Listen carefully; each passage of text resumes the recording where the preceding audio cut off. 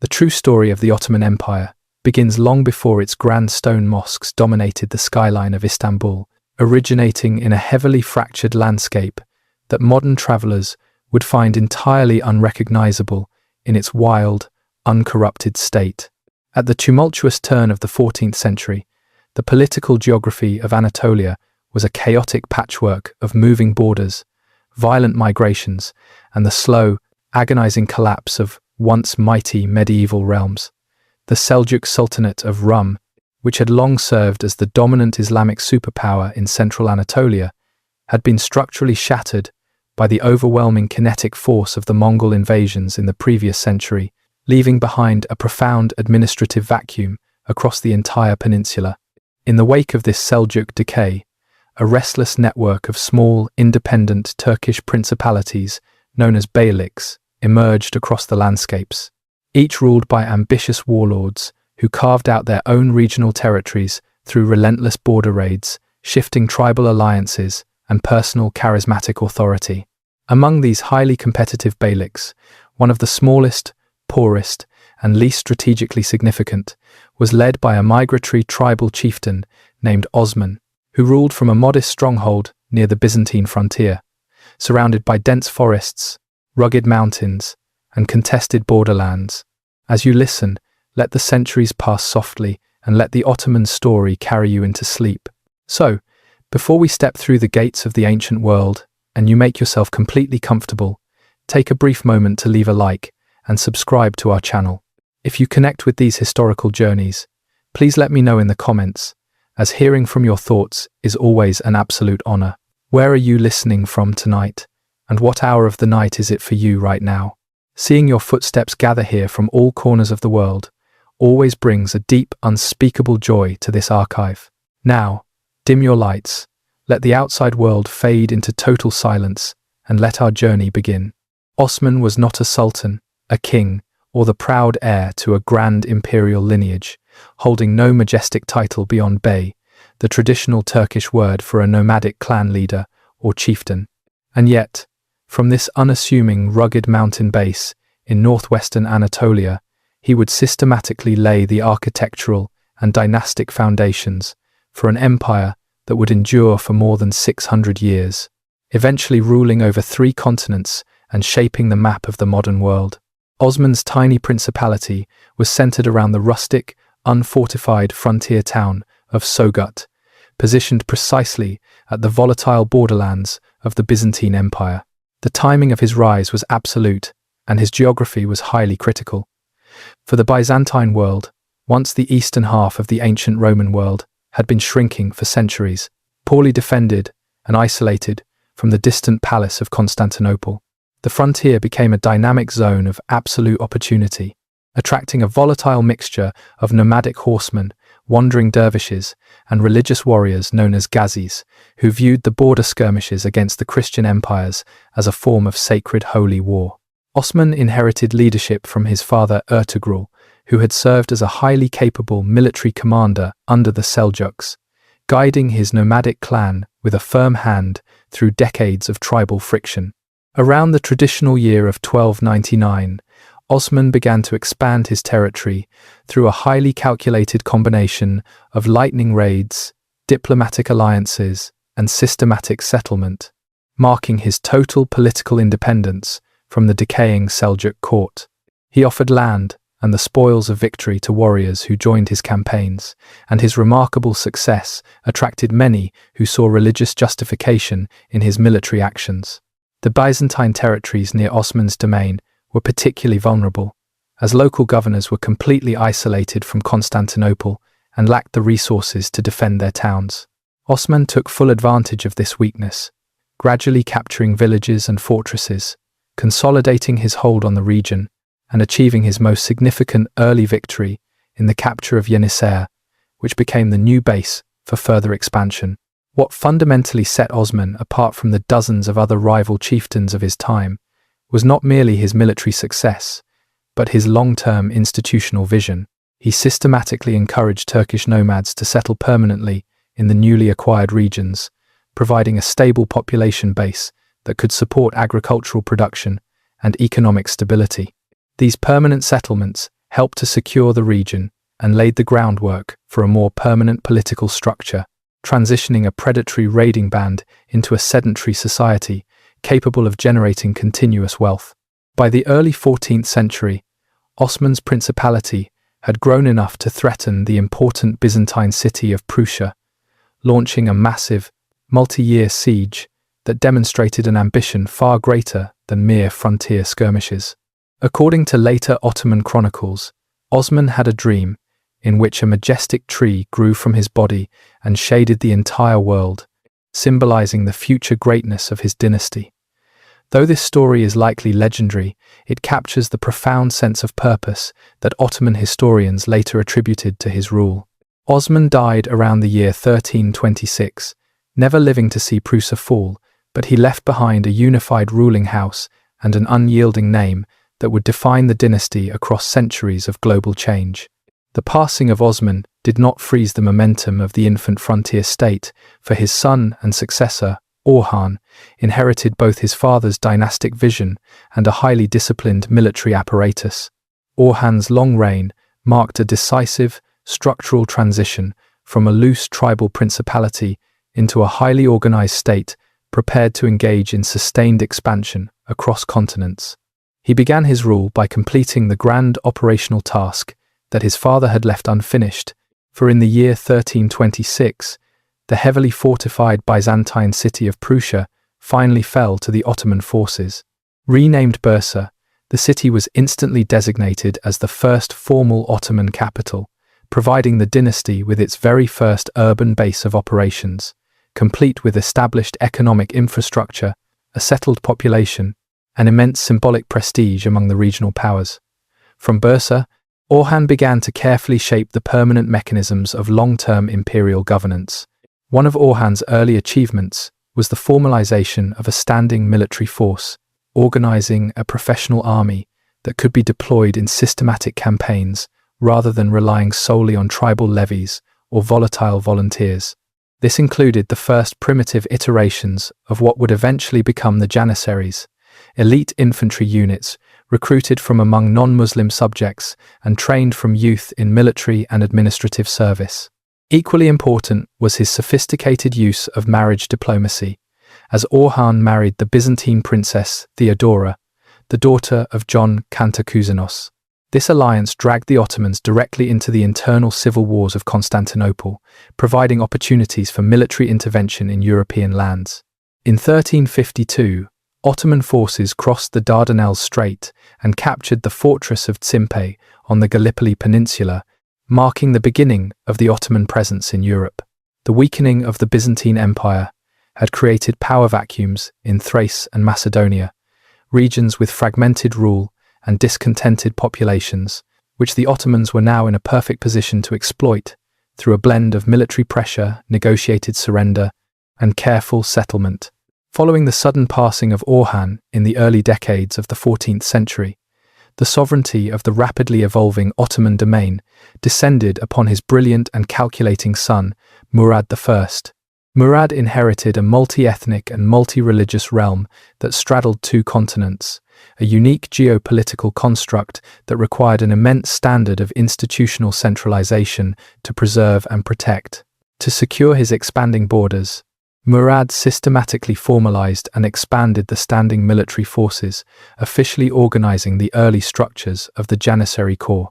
Through the early mechanism of the Devshirme system, young boys were recruited from Christian families, converted to Islam, and subjected to a rigid, lifelong curriculum of military and administrative discipline. These elite infantrymen owed their absolute, unquestioning loyalty directly to the person of the Sultan, successfully bypassing the political influence of the traditional Turkish tribal aristocracies and providing the crown with an unyielding tool of absolute political centralization. With this professional military apparatus at his back, Murad I launched a sequence of relentless, deliberate campaigns deep into southeastern Europe, permanently altering the historical trajectory of the Balkans. In the late 1360s, Ottoman forces captured the ancient Byzantine city of Adrianople in Thrace, which was swiftly renamed Edirne and designated as the brand new imperial capital, serving as a massive forward military base for operations deeper into Europe. This aggressive northward expansion quickly alarmed the neighboring Christian powers, prompting the Serbians, Bulgarians, and Hungarians to form powerful military coalitions to push the Ottomans back across the straits. At the decisive Battle of Maritsa in 1371, Murad's highly disciplined forces utterly routed a much larger Serbian army, permanently fracturing local resistance and reinforcing the terrifying reputation of Ottoman tactical effectiveness. Murad's grand statecraft extended far beyond the violence of the field, for he introduced a flexible, highly pragmatic system of indirect rule over the conquered territories. He allowed local Christian rulers to remain atop their ancestral thrones under Ottoman suzerainty, demanding a steady flow of material tribute and military contingents in exchange for limited domestic autonomy, which minimized localized rebellions. Signaling this monumental transition from a regional border principality into a true imperial superpower, Murad officially adopted the majestic title of Sultan. This new phase of imperial self-conception met its ultimate, apocalyptic test in 1389 at the Battle of Kosovo.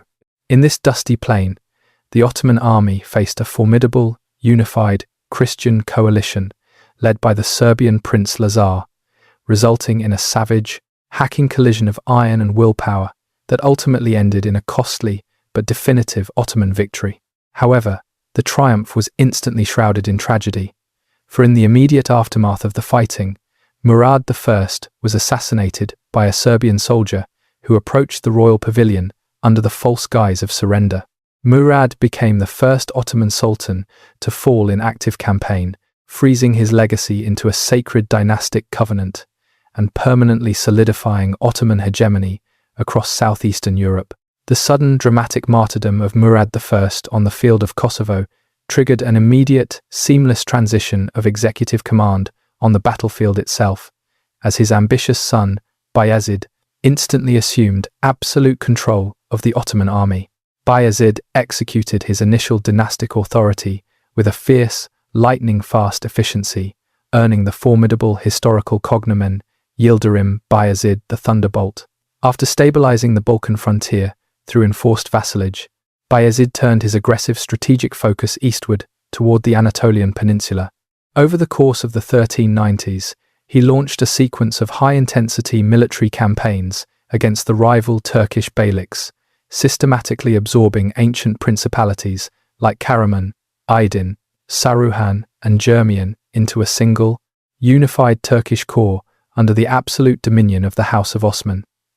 This aggressive centralization, while militarily spectacular, violently disrupted the delicate regional balance of power, breeding a deep, smoldering resentment among local religious scholars and deposed Turkish elites who viewed Bayezid's forced integration as an act of absolute dynastic tyranny. Unchecked by these domestic frictions, Bayezid simultaneously escalated his pressure on Europe, implementing a suffocating, multi-year military blockade of Constantinople between 1394 and 1399. This relentless Islamic expansion westward finally provoked a massive response from Western Europe, as Pope Boniface IX called for a grand crusade to roll back the Ottoman footprint. In the year 1396, a powerful international coalition of Hungarian, French, German and Burgundian knights marched down the Danube, culminating in the historic Battle of Nicopolis. The Battle of Nicopolis represented a total, crushing triumph for the Ottoman military machine, as the Western knights, blinded by an arrogant overconfidence, launched a reckless, undisciplined cavalry charge up the steep ridges, only to be systematically encircled and decimated by Bayezid's well-prepared Janissary infantry and mobile cavalry units.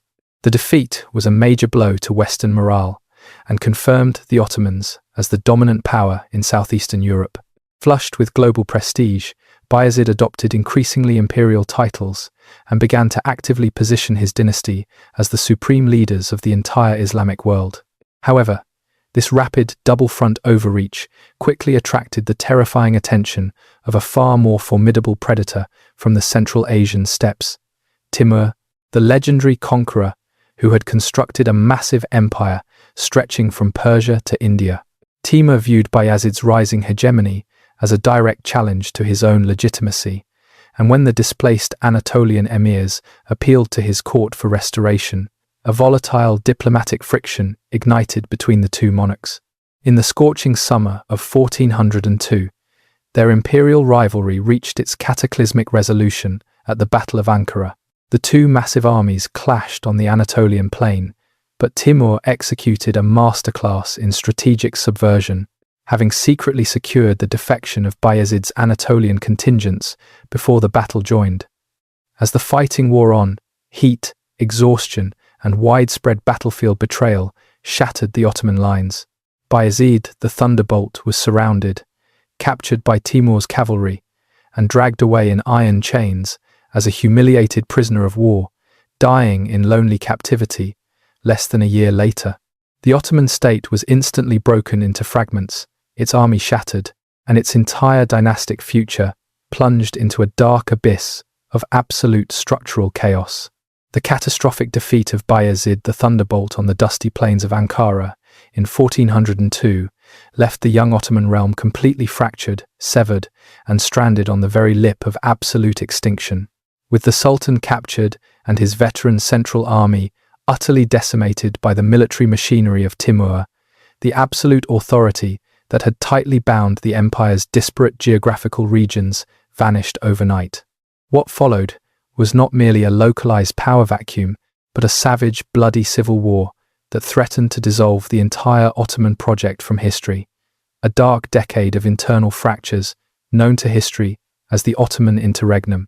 The empire, once a centralized superpower spanning two continents, fractured into heavily competing zones of influence as Bayezid's surviving sons, Suleiman, Isa, Musa, and Mehmed, each drew their swords to claim the sovereign legacy of their father's throne, pushing the state into a near-fatal civil conflict where succession was written exclusively in blood. There was no established, written succession law in the early Ottoman tradition, and seniority granted no ritual protection, as the crown belonged exclusively to the brother, who possessed the greatest tactical willpower and structural endurance. Suleiman, the eldest brother, quickly secured the European territories of the Balkans, establishing a wealthy, sophisticated court at Edirne, where he issued coins in his own name and pursued a cautious, defensive diplomacy with neighboring Christian states to secure his rear. Isa attempted to assert control over the traditional Anatolian capital of Bursa, positioning himself in the geographical center of the peninsula. However, he faced immediate, fierce resistance from his younger brother Mehmed, who had established an iron-hard, highly disciplined base of operations in the mountain fortress of Amasya in eastern Anatolia. Mehmed, though initially less prominent than his older brothers, proved to be an extraordinary strategic thinker, choosing to avoid risky frontal engagements in the opening years, while systematically building deep, durable alliances with local Turkish lords who had grown deeply weary of the chaotic civil slaughter. The civil war began in earnest around 1403 as the lines of Mehmed and Isa collided across the rugged valleys of western Anatolia. Mehmed's highly disciplined mountain contingents completely outmaneuvered Isa's forces near the city of Ulubad, successfully securing the symbolic prize of Bursa. Isa fled the field in absolute panic, but he was later hunted down, captured, and executed, removing the first major claimant from the dynastic struggle and leaving Mehmed as the undisputed master of the Anatolian heartland. However, Suleiman remained deeply entrenched and formidable in the Balkans, utilizing his vast European manpower to launch a counteroffensive that briefly recaptured Bursa, threatening to strangle Mehmed's rising authority. Suleiman's heavy reliance on foreign Christian alliances and his growing reputation for palace arrogance gradually alienated the conservative Muslim populations of Anatolia, providing Mehmed with a powerful psychological weapon. In 1410, Mehmed executed a brilliant, high-stakes strategic feint, sending his brother Musa across the narrow straits into Europe to launch a direct, domestic challenge against Suleiman's capital. Musa successfully mobilized the discontented border warriors and radical Ghazis of the Balkans advancing upon Edirne with an absolute terrifying velocity. Suleiman attempted to defend his palace, but his key military commanders, weary of his erratic rule, systematically betrayed his lines, and in 1411, Suleiman was captured while attempting to flee and was swiftly executed. Musa now held absolute control over the European half of the empire, but his rule quickly turned incredibly rigid, bloody, and oppressive. He launched widespread, paranoid purges of the local aristocracy, completely alienating the very Balkan allies who had placed him on the throne. Mehmed, who had systematically used Musa to eliminate Suleiman, now stepped forward to confront his final rival, turning the interregnum into a definitive, apocalyptic duel for the soul of the state. The decisive collision occurred in 1413 near the town of Chamolu, close to modern-day Sofia. Mehmed's forces, reinforced by loyal Serbian contingents and former Balkan allies of Suleiman, who fled Musa's tyranny, executed a flawless tactical deployment that utterly shattered Musa's army. Musa was pursued through the mountain passes and executed, leaving Mehmed as the sole surviving son of Bayezid and the undisputed sovereign of a reunited Ottoman state. Ascending the throne as Mehmed I, the new sultan confronted a monumental task of structural restoration, inheriting a realm whose treasury was completely empty, its bureaucracy broken by a decade of absolute neglect, and its provincial borders severely eroded by rival beyliks that had reasserted their independence during the chaos. Mehmed I governed not through the lightning violence of his father, but through a slow, highly calculated template of pragmatism, reconciliation, and internal respiration. He systematically appointed experienced civil servants to restore the tax networks, rebuilt the shattered central judiciary, and ensured that regional governors reported directly to the imperial court.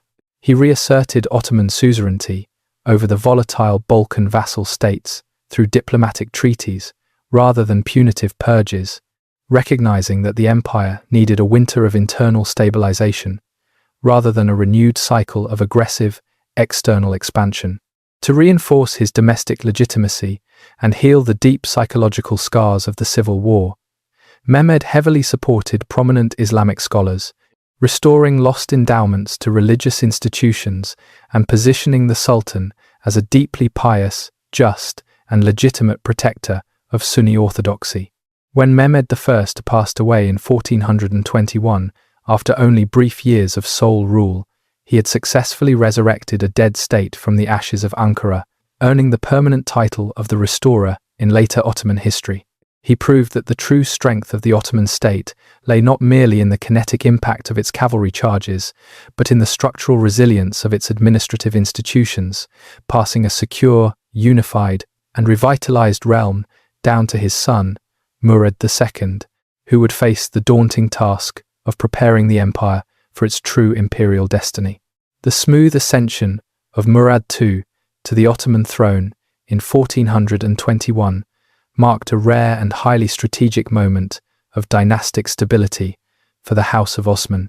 Though still a youth in his late teens, Murad had been heavily hardened by provincial governance and early military command, possessing a keen administrative intellect that would be immediately tested by a renewed wave of regional chaos. His very first public acts were focused on the absolute consolidation of his father's internal achievements, for several of the independent Turkish beyliks in Anatolia had once again attempted to slip away from central control, misinterpreting the young sultan's inheritance as a sign of geopolitical weakness. Murad acted with a cold, absolute tactical precision, launching swift military campaigns that systematically crushed the autonomy of the Jeremianids and Karamanids, pinning the Asian heartland securely to the imperial court.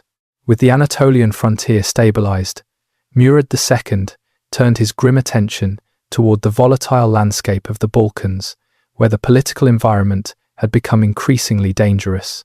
Exploiting the lingering internal divisions within the Ottoman elite, several prominent Christian kingdoms, including Serbia, Wallachia, and Albania, had systematically drifted out of their vassalage agreements, forming loose, predatory alliances backed by the immense financial capital of the Republic of Venice and the Kingdom of Hungary.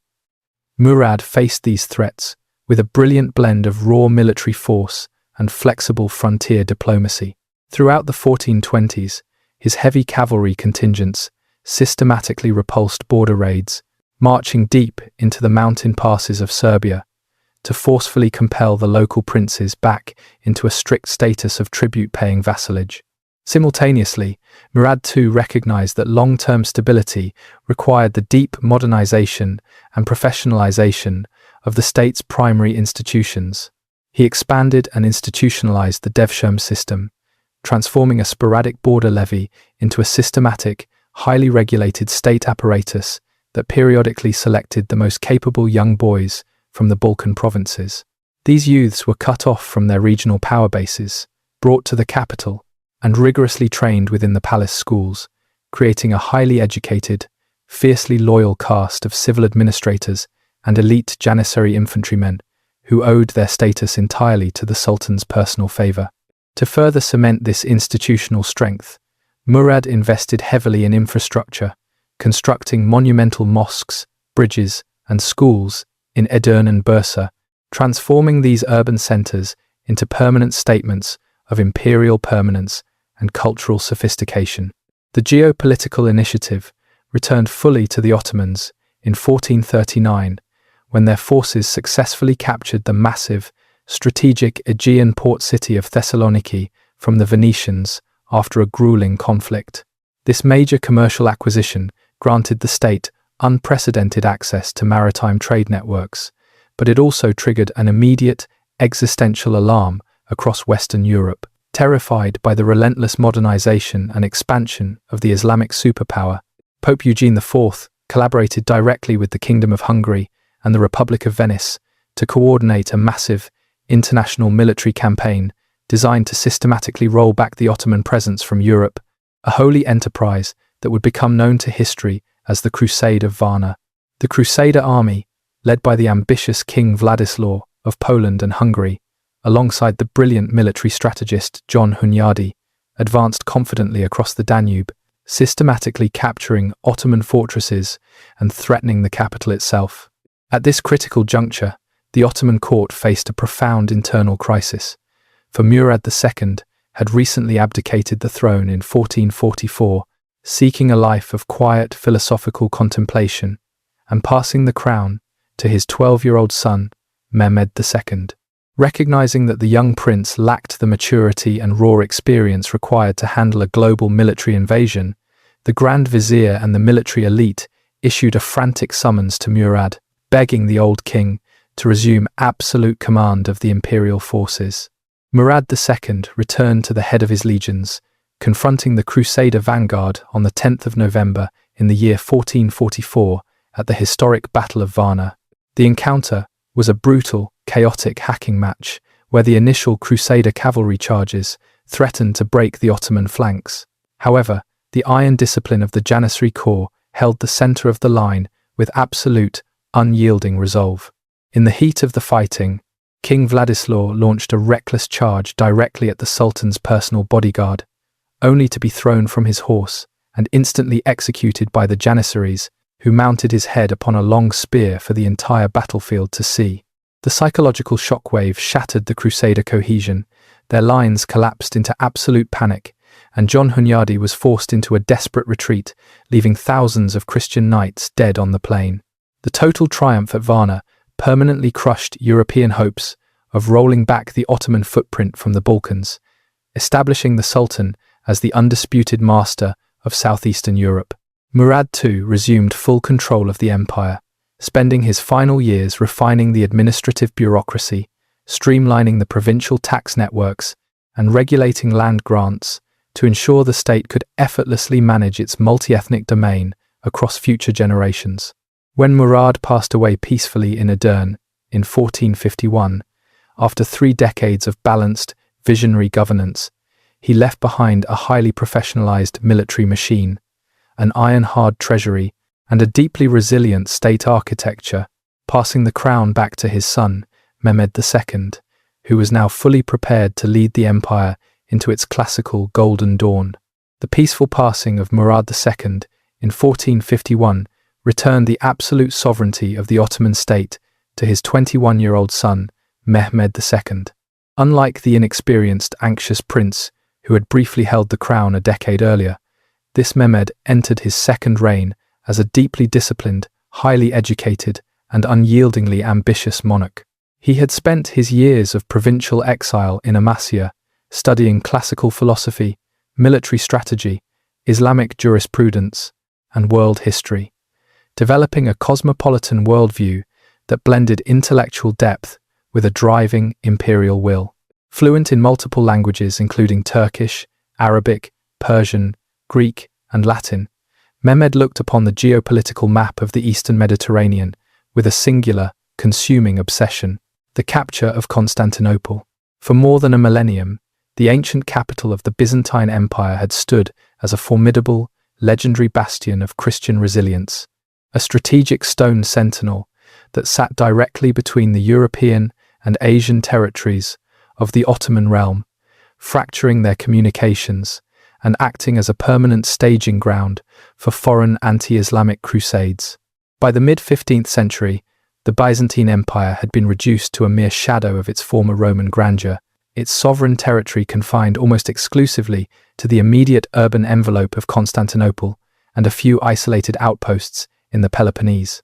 The reigning emperor, Constantine the XIth Palaiologos, governed a heavily depopulated metropolis that possessed severely limited financial capital and a small defensive manpower. Yet, the city's defensive infrastructure remained extraordinarily formidable, anchored to the legendary Theodosian walls, a triple-layered network of deep moats, massive stone towers, and unyielding masonry that had successfully defied dozens of heavy military sieges across 1,000 years of global warfare. Mehmed II recognized that breaching this ancient shield required a total transformation of siege architecture, prompting him to invest heavily in the emerging, high-intensity technology of gunpowder, artillery, and military engineering. In the winter of 1452, Mehmed initiated his strategic isolation of the Byzantine capital by commanding his workers to construct a massive, sophisticated fortress on the European shore of the Bosphorus Strait. Named Rumeli Hisari, or the Throat Cutter, this monumental stone stronghold was built directly opposite the older Anatolian fortress of Anadolu Hisari, successfully granting the Ottoman military total, absolute control over the narrow water corridor. Any foreign merchant vessels attempting to carry vital grain supplies or military reinforcements from the Black Sea ports to Constantinople were now systematically intercepted and subjected to heavy cannon fire. Simultaneously, Mehmed employed a brilliant Hungarian master gunsmith named Orban, who had been turned away by the cash-strapped Byzantine court. Mehmed granted Orban unlimited state funds and labor, allowing him to cast the massive royal bombard, a colossal, 26-foot bronze cannon capable of launching 1,200-pound stone spheres directly through solid stone masonry. By early April of 1453, an overwhelming Ottoman Grand Army, encompassing tens of thousands of elite Janissary infantrymen, provincial cavalry units, artillery specialists, and a vast support navy, had completely encircled Constantinople from the landward and seaward sides. In stark contrast, the defensive garrison inside the city numbered only a few thousand citizen soldiers, reinforced by a small, highly decorated contingent of Genoese and Venetian volunteers under the tactical command of Giovanni Giustiniani, who worked tirelessly to fortify the vulnerable sectors of the wall. The siege began in earnest on the 6th of April, as the great Ottoman bombards opened fire, filling the valley with a continuous, deafening roar and a canopy of thick black smoke. Day after day, the massive stone spheres smashed into the Theodosian walls, pulverizing the ancient masonry and opening wide, ragged breaches that the defenders laboriously filled each night with wooden stakes, earth, and barrels of rubble. Despite the relentless kinetic bombardment, the initial Ottoman land assaults were systematically repulsed with heavy casualties, as Giustiniani's veterans fought with the fierce, absolute desperation of men defending their ancestral home. Furthermore, the maritime theatre delivered a severe psychological blow to the Sultan's court, when a small squadron of heavily armed Christian galleons successfully fought their way through the massive Ottoman naval blockade, delivering vital food and weapons to the starving population. Outraged by this naval failure and realizing that he must capture the city's primary harbor to achieve a definitive breakthrough, Mehmed executed an extraordinary, unprecedented logistical maneuver. Under the cover of a single night, he commanded thousands of workers to lay a smooth highway of greased wooden logs across the rugged hills of Pera, bypassing the massive iron chain boom that the Byzantines had stretched across the mouth of the Golden Horn.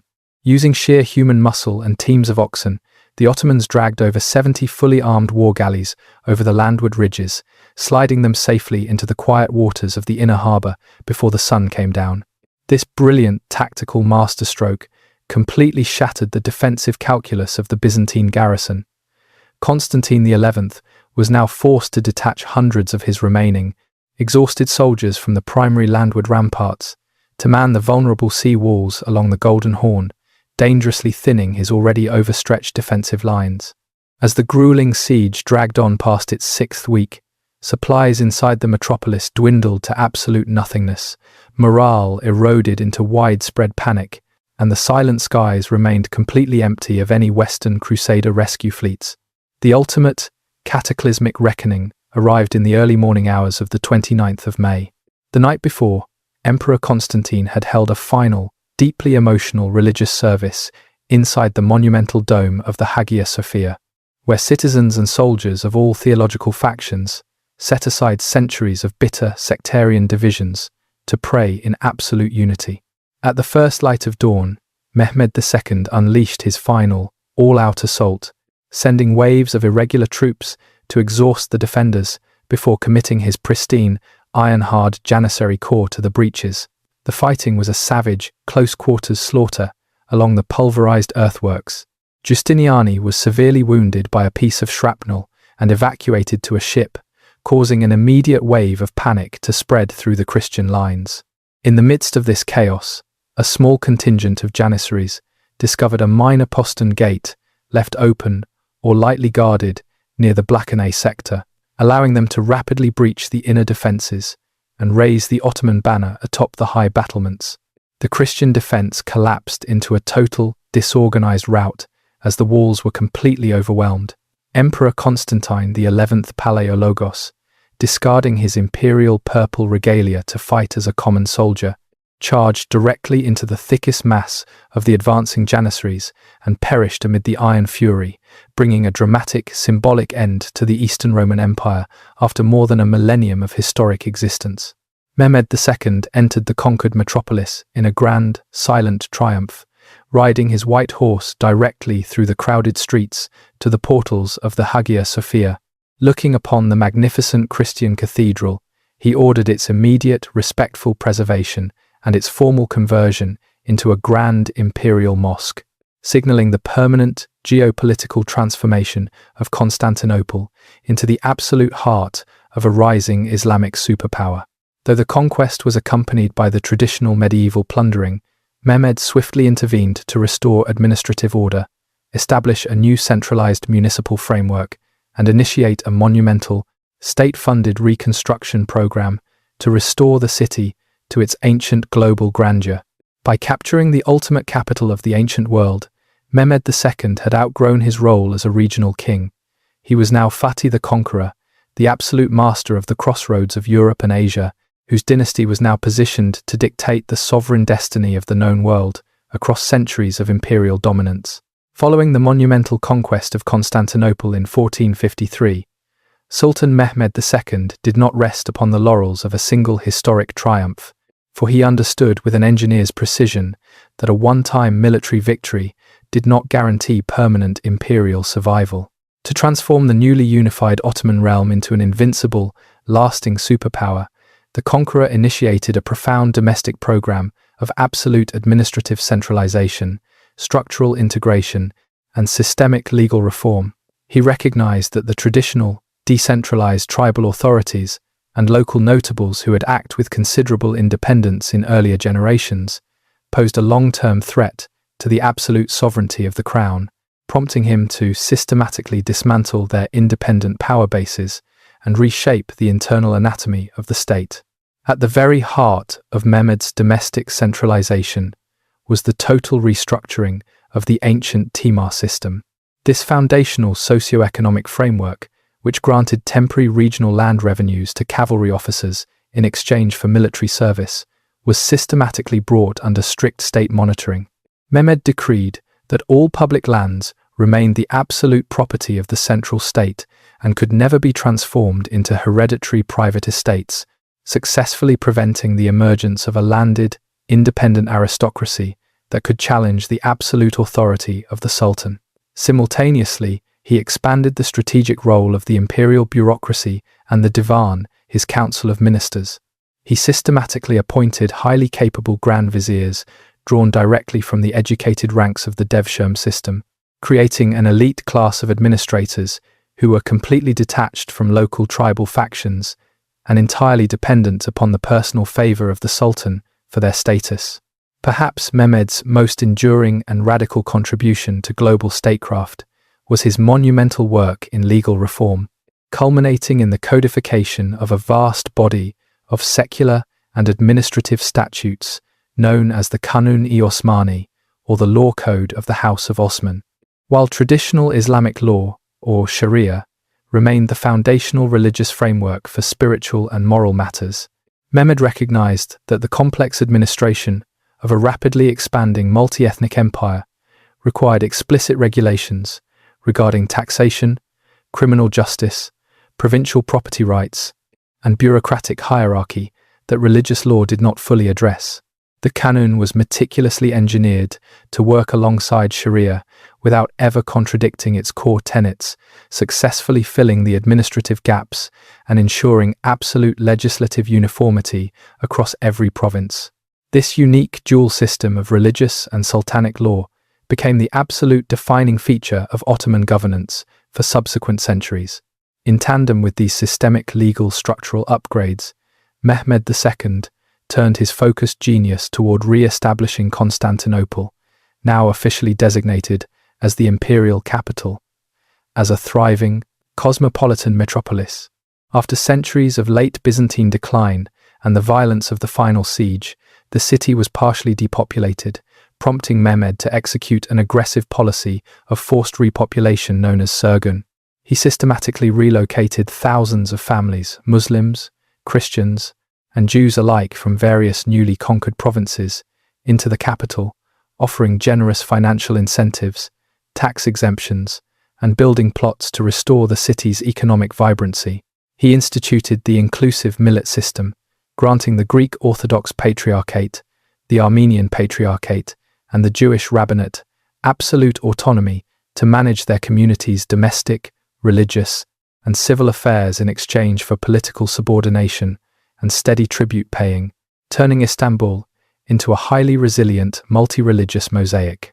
To manifest this rising imperial majesty in stone, Mehmed commissioned a monumental, state-funded reconstruction program across the capital, culminating in the building of markets, public baths, aqueducts, and the majestic Topkapi Palace.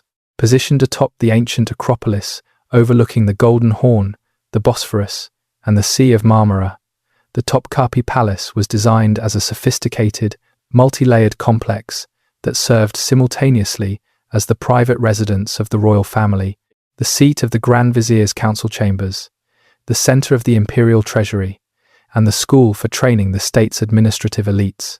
Through this highly functional architectural space, Mehmed maintained an absolute, unyielding grip over the entire state apparatus, ensuring that every administrative thread ran directly into the palm of the monarch. Beyond the immediate borders of the capital, the conqueror pursued a relentless program of military expansion to eliminate all remaining independent enclaves and secure the empire's continental frontiers. In the Balkans, his heavy legions consolidated central control by launching systematic campaigns that permanently subdued Serbia, Bosnia, and Herzegovina, integrating these territories fully into the provincial administrative network. Though resistance remained fierce and prolonged in Albania under the legendary guerrilla leadership of Skanderbeg, Mehmed's persistent pressure gradually reduced domestic opposition. Turning his gaze toward the Anatolian Peninsula, Mehmed launched high-intensity campaigns to permanently absorb the rival Karamanid Principality, securing absolute Ottoman hegemony over all Anatolian Turks and positioning the House of Osman as the singular, legitimate heir to the classical Seljuk legacy. Furthermore, Mehmed II expanded his imperial reach across the blue waters of the surrounding seas, transforming the Ottoman state into a formidable maritime power. He launched grand naval expeditions into the Black Sea, capturing the wealthy Genoese trading colony of Kaffa and forcing the Crimean Khanate into a strict vassal relationship with the imperial court, successfully turning the Black Sea into a secure Ottoman lake. In 1461, his forces brought a definitive end to the Empire of Trebizond, the very last significant Byzantine successor state, marking the final extinction of Eastern Roman political authority from the world map. Throughout his magnificent reign, Mehmed also demonstrated an extraordinary interest in Renaissance humanism and classical learning, maintaining a cosmopolitan court that welcomed Italian artists like Gentile Bellini, commissioning translations of Greek geographic works, and amassing a vast personal library. When the conqueror passed away in 1481, he had successfully refashioned a rustic frontier state into a highly centralized, multi-ethnic global empire, securely anchoring the classical Ottoman model for centuries of future dominance. Following the sudden death of Mehmed the Conqueror in the year 1481, the Ottoman Empire faced a period of profound political transition that would test the internal stability of the newly centralized state. Mehmed had successfully expanded the empire's territory, institutionalized a dual legal framework, and declared himself the legitimate heir to both Islamic and Roman imperial traditions. However, he left behind a highly complex, vast state apparatus with diverse ethnic populations, mounting military obligations, and deeply competing internal interest groups. His son and successor, Bayezid II, inherited not just a magnificent regional superpower, but also an immense burden of dynastic expectation, unresolved structural tensions, and rapidly emerging geopolitical threats along the distant eastern frontier. The dynastic succession of Bayezid II was neither immediate nor peaceful, for a fierce, bitter power struggle instantly erupted between the conqueror's two sons. Bayezid, the elder brother who had spent years governing the provincial administrative center of Amasya, faced a direct challenge from Sem, his younger, highly charismatic brother who governed the province of Karaman. Sem possessed a powerful network of aristocratic supporters and private ambitions, leading to a desperate race toward Istanbul to secure the royal treasury and the formal proclamation of sovereignty. Bayezid, utilizing his close alignment with influential central statesmen and the elite Janissary corps, managed to reach the capital first, successfully seating himself upon the throne. Unwilling to concede defeat, Sem raised the banner of open rebellion in central Anatolia, declaring himself the rightful sultan in the city of Bursa and driving the empire into a short but incredibly intense civil war. Bayezid II mobilized his veteran central forces and decisively defeated Sem near the town of Yenisehir, forcing his younger brother to flee the battlefield in absolute panic. Seeking immediate safety, Cem entered the domain of the Knights Hospitaller on the Mediterranean island of Rhodes, and was later transferred into the strict custody of the papacy in Rome. For the next decade and a half, Cem remained a highly volatile political pawn, used continuously by various Western European powers as diplomatic leverage to threaten the Ottoman state with a renewed civil war. Bayezid, prioritizing internal stability over aggressive expansion, was forced to pay immense sums of gold annually to his brother's Christian captors to ensure that Sem remained securely confined and could not be used to incite an anti-Ottoman rebellion. This prolonged crisis deeply influenced Bayezid's statecraft, compelling him to pursue a highly cautious, defensive foreign policy designed to consolidate the empire's existing core rather than launching risky, expansive military campaigns. Domestically, Bayezid II focused his administrative energy on infrastructure, social welfare, and the reinforcement of religious orthodoxy. He commissioned monumental mosques, schools, bridges, hospitals, and public fountains across the empire. Most notably, the Grand Bayezid complex in Istanbul and Edirne, successfully cementing the civic and spiritual legitimacy of his dynasty. Unlike his father, who had often clashed with the traditional religious elites over land confiscations. Bayezid heavily supported the Sunni ulema, restoring lost properties, funding religious scholarship, and embedding Sunni orthodoxy deep into the institutional fabric of the provincial judicial networks. This internal stabilization through educational and religious institutions provided the rapidly expanding state with a highly resilient cultural framework. One of the most defining and globally significant humanitarian acts of Bayezid's reign occurred in 1492 in response to tragic events on the other side of the Mediterranean.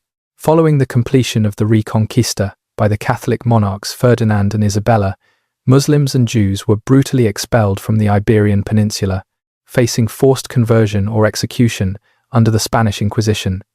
Recognizing the immense human, commercial, and intellectual capital of the displaced populations, Bayezid II officially dispatched the Ottoman navy to the Spanish coast to assist in the rescue and evacuation of the Sephardic Jews. He issued imperial decrees welcoming them into major Ottoman urban centers, particularly Salonika and Istanbul, where they settled safely, preserved their ancestral traditions, and became integral drivers of the empire's commercial, linguistic, and financial networks, standing in stark contrast to the growing sectarian violence of Europe. However, this internal peace was shattered toward the turn of the century by the rapid emergence of a terrifying ideological and military threat from the east: the rise of the Safavid dynasty in Persia.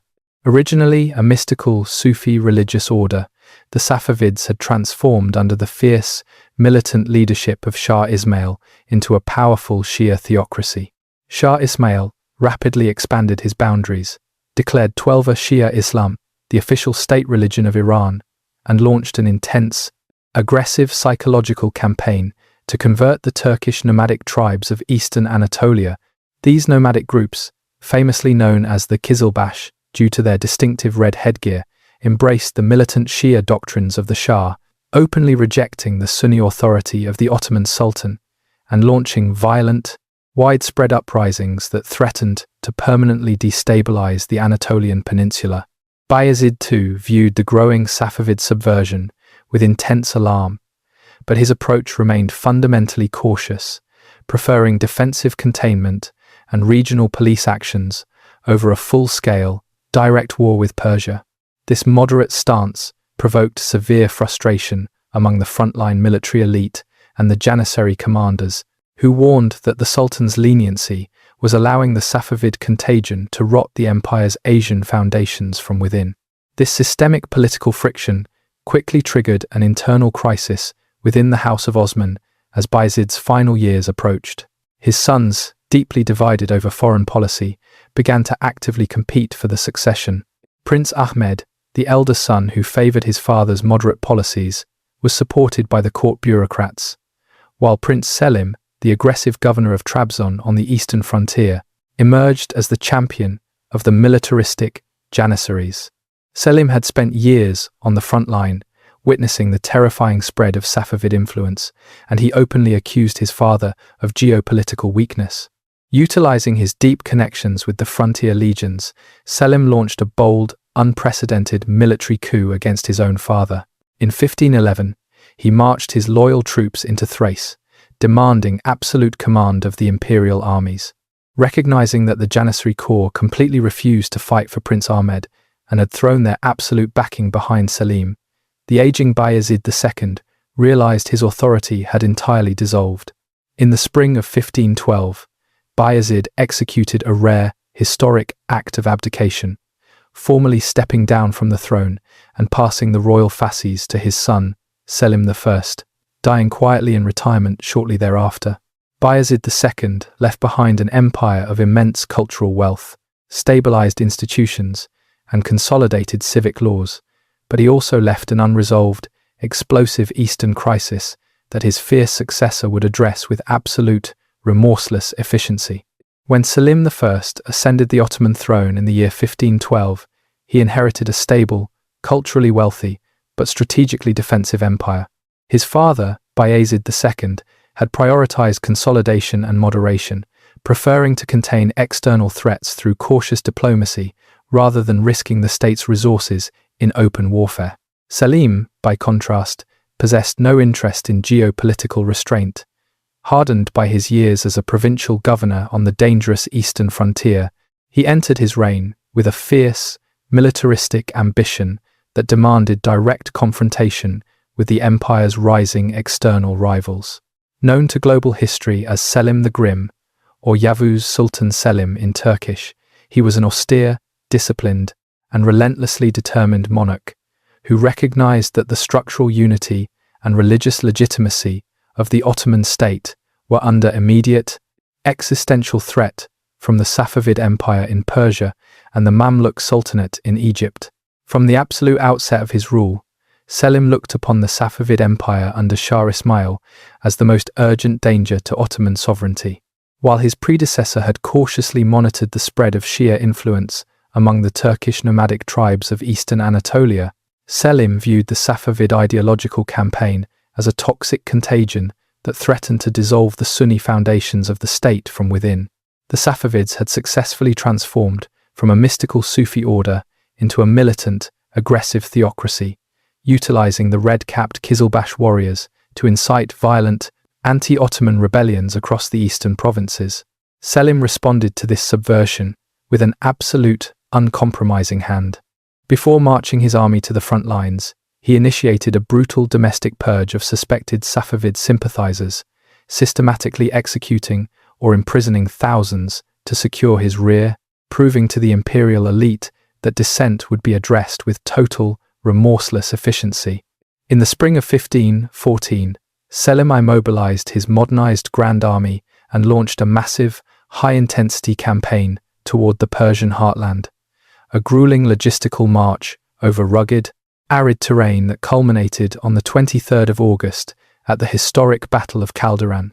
The two forces collided on a vast plain in present-day northwestern Iran, presenting a stark confrontation between two entirely different military doctrines. Shah Ismail relied on the fluid, kinetic impact of his elite tribal cavalry, who charged with intense religious zeal but possessed no firearms. Selim, by contrast, deployed a highly disciplined, technologically superior war machine, anchoring his center with heavy stone-lined artillery lines and thousands of musket-wielding Janissary infantrymen who stood behind a wall of interlocking baggage carts. The Safavid cavalry charges, though executed with immense individual bravery, were systematically pulverized and torn to pieces by the continuous, devastating roar of the Ottoman cannons and small arms fire. Shah Ismail was severely wounded and narrowly escaped the field with his life, while his army was utterly shattered and scattered across the hills. Selim's victorious legions captured the Safavid royal tents, plundered the state treasures, and briefly occupied the capital city of Tabriz. The triumph at Chaldiran completely altered the regional balance of power, destroying Shah Ismail's claim to divine invincibility, which was central to his religious charisma. For the Ottomans, the victory permanently secured their control over eastern Anatolia, annexed critical trade routes, and positioned the Sultan as the supreme, undisputed champion of the Sunni Islamic world. With the Safavid threat successfully contained behind the Zagros Mountains, Selim I turned his relentless strategic focus southward toward the wealthy Arab lands under the control of the Mamluk Sultanate. Based in Cairo, the Mamluks had ruled Egypt, Syria, and the holy regions of the Hijaz for centuries, maintaining an elite caste of slave warrior horsemen who looked down upon the Ottomans with an aristocratic condescension. Although both empires were nominally Sunni, their regional relationship had become increasingly volatile due to economic competition over the lucrative Silk Road networks and political friction along the southern borders of Anatolia. More significantly, the Mamluks held the absolute spiritual leadership of the global Muslim community, guarding the holy cities of Mecca and Medina, and maintaining a ceremonial Abbasid caliph in Cairo to legitimize their authority. For Selim, the unification of all historic Islamic lands under a singular, centralized Ottoman banner was both a grand geopolitical necessity and a sacred religious directive.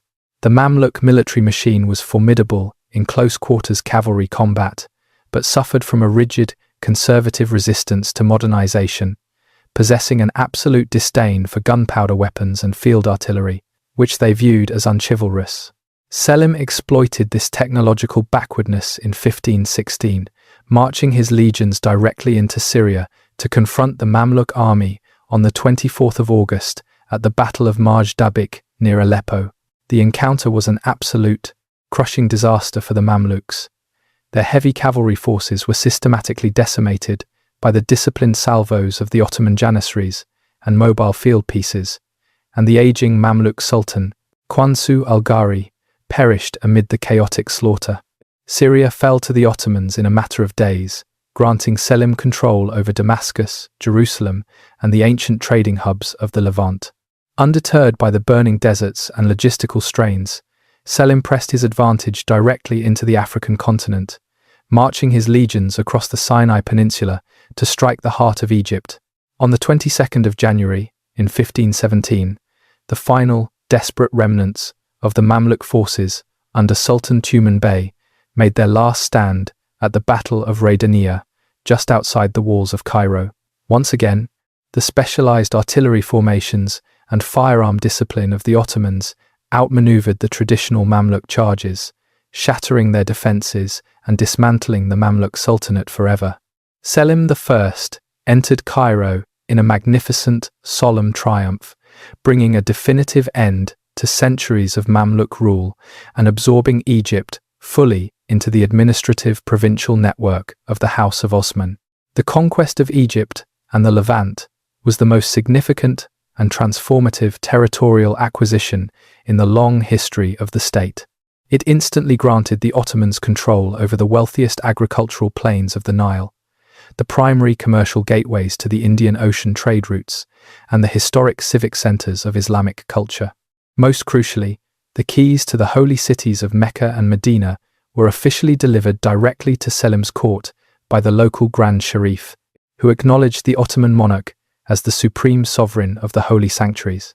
According to later historical traditions, the last ceremonial Abbasid Caliph in Cairo formally transferred the sacred relics of the Prophet Muhammad, including his cloak, sword, and banner, directly to Selim, establishing the Ottoman Sultan as the legitimate caliph of the entire global Muslim community.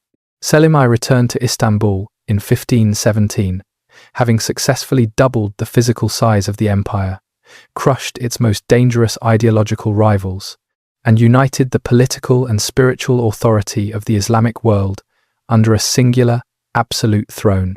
He spent his final years standardizing taxes across the newly organized Arab provinces, constructing vast naval shipyards, and ensuring that central garrisons reported directly to the capital.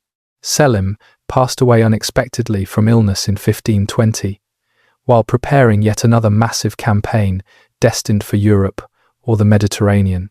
He left behind a global empire of unmatched wealth, absolute centralized power, and supreme religious legitimacy, beautifully paving a smooth, golden path for his only son, Suleiman, who would lead the state to the absolute apex of its historical grandeur. When Selim the Grim passed away unexpectedly in the year 1520, the absolute sovereignty of the vast Ottoman realm descended seamlessly upon his only son, Suleiman. Few could have predicted the extraordinary, world-shattering transformation the state would undergo across the subsequent 4 decades, for Suleiman would systematically guide the empire to the absolute pinnacle of its territorial, political, legal, and cultural development. Known throughout the Islamic world as Kanuni Suleiman the Lawgiver, and across the kingdoms of Western Europe as Suleiman the Magnificent, his long reign marked the definitive classical peak of the Ottoman Empire. It was an era when the shadow of the House of Osman stretched across 3 continents, their capital at Istanbul rivaled any urban center on earth, and their structural authority was felt directly from the gates of Vienna to the deserts of Arabia and the blue waters of the Indian Ocean. Suleiman came to power as an exceptionally well-prepared, highly educated 26-year-old ruler.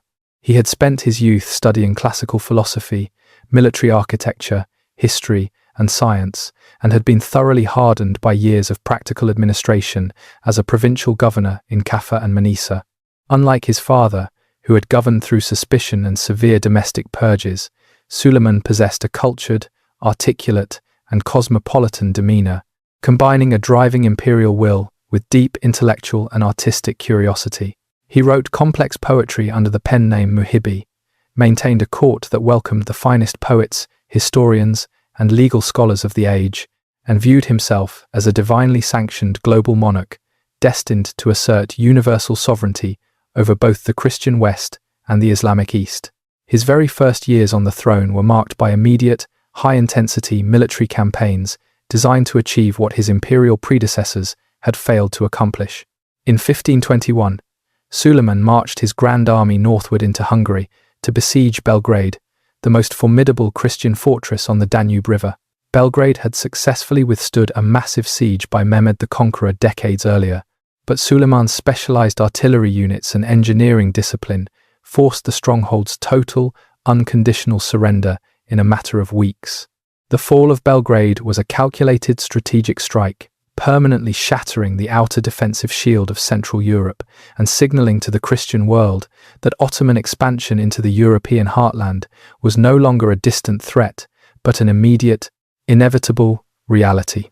From the bloody banks of the Danube, Suleiman swiftly turned his relentless strategic focus toward the eastern Mediterranean maritime highway. In the winter of 1522, he mobilized a massive naval armada and a veteran land army to invest the island of Rhodes, which had been held for generations by the fiercely independent Knights Hospitaller. Rhodes had long functioned as a dangerous piratical bastion that systematically intercepted Ottoman grain ships, plundered Muslim merchant fleets, and disrupted communications between Istanbul and the newly conquered ports of Egypt and the Levant.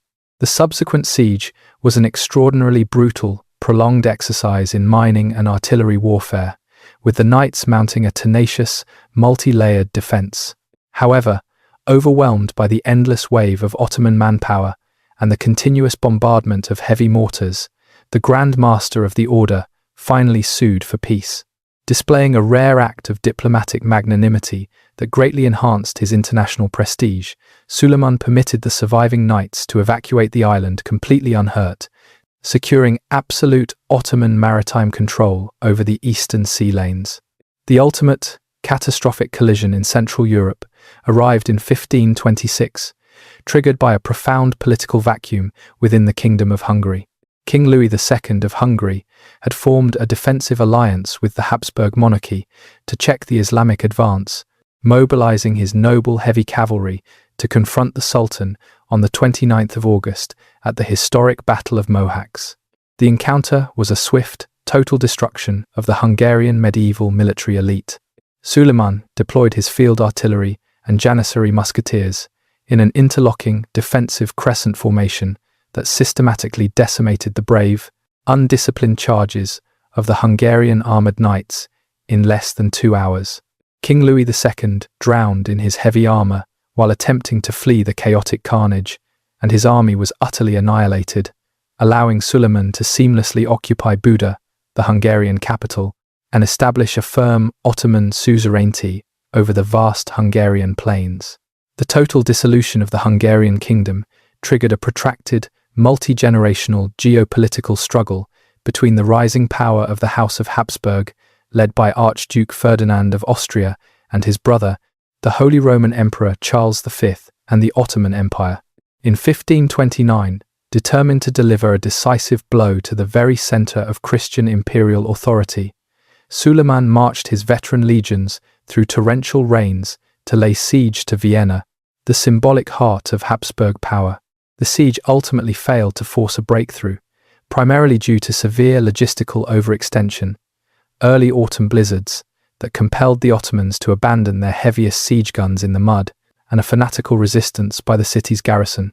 Yet, the very fact that a Muslim Grand Army had advanced so deep into the Central European corridor stunned the Western world, permanently placing the Ottoman superpower at the absolute center of global European strategic calculations. While aggressively pushing his borders westward, Suleiman was simultaneously forced to maintain a high-intensity, two-front geopolitical conflict in the east against the Safavid dynasty of Persia, now ruled by the calculating Shah Tahmasp.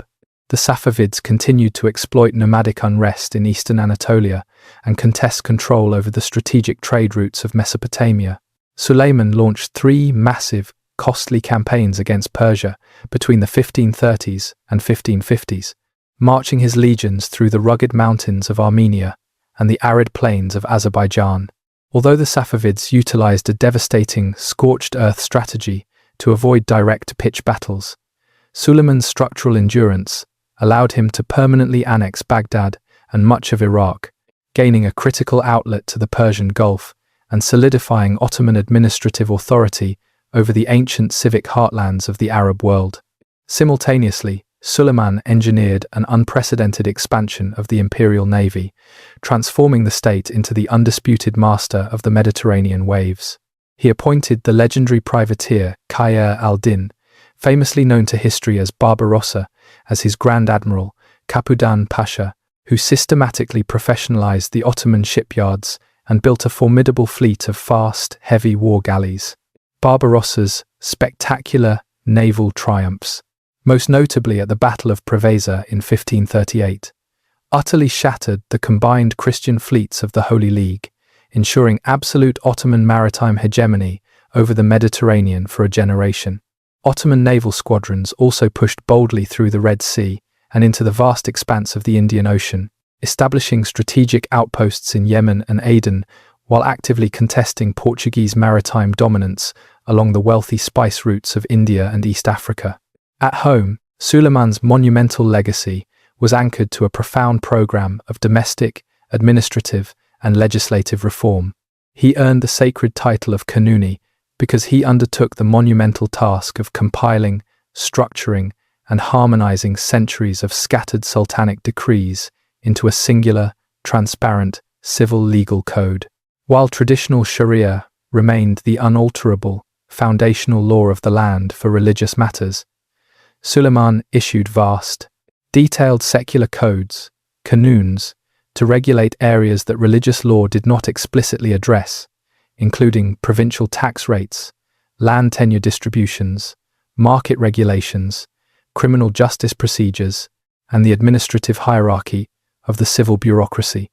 His legislative architecture brought an unprecedented predictability, clarity, and fairness to the empire's daily administrative mechanics, successfully protecting ordinary peasants, both Muslim and non-Muslim, from the arbitrary exactions of local provincial governors and generating immense domestic stability. This systemic institutional efficiency fueled a magnificent, golden, cultural, and intellectual flowering across the capital. The skyline of Istanbul was permanently transformed by the monumental engineering genius of Mimar Sinan, the empire's greatest architect, who constructed over 300 sophisticated structures across his long career, including schools, aqueducts, bridges, and palaces. Sinan's ultimate architectural masterpiece, the majestic Süleymaniye Mosque complex, stood as a spectacular statement of imperial permanence, civic functionality, and spiritual grandeur. Concurrently, court politics became exceptionally complex, dominated by the brilliant Grand Vizier Pargali Ibrahim Pasha and the highly influential Hurrem Sultan. Hurrem, a former captive consort of Ruthenian origin, achieved an unprecedented political status by becoming Suleiman's legal, wedded wife, breaking centuries of strict Ottoman dynastic tradition. She exerted a powerful influence over foreign diplomacy, domestic appointments, and palace factions, inaugurating an era that subsequent historians would call the Sultanate of Women. Suleiman's final decade, however, was heavily clouded by intense dynastic tragedy and internal instability. As the aging monarch faced the pressing concern of succession, a bitter, paranoid rivalry erupted among his surviving sons, who were born to different consorts and supported by competing factions within the Janissary corps and the bureaucracy. Driven by deceptive palace intrigues, Suleiman ordered the execution of his most capable and deeply popular son, Prince Mustafa, on false charges of treason in 1553, triggering widespread grief and military unrest across the eastern legions. Years later, his younger son, Prince Bayezid, launched an open civil rebellion against the designated heir, Prince Selim, and was systematically hunted down and executed alongside his children. Suleiman the Magnificent passed away in his tent in 1566 during his final military campaign in Hungary, just before his forces captured the fortress of Szigetvar. His death was kept an absolute secret by the Grand Vizier for several weeks to prevent the marching army from collapsing into panic.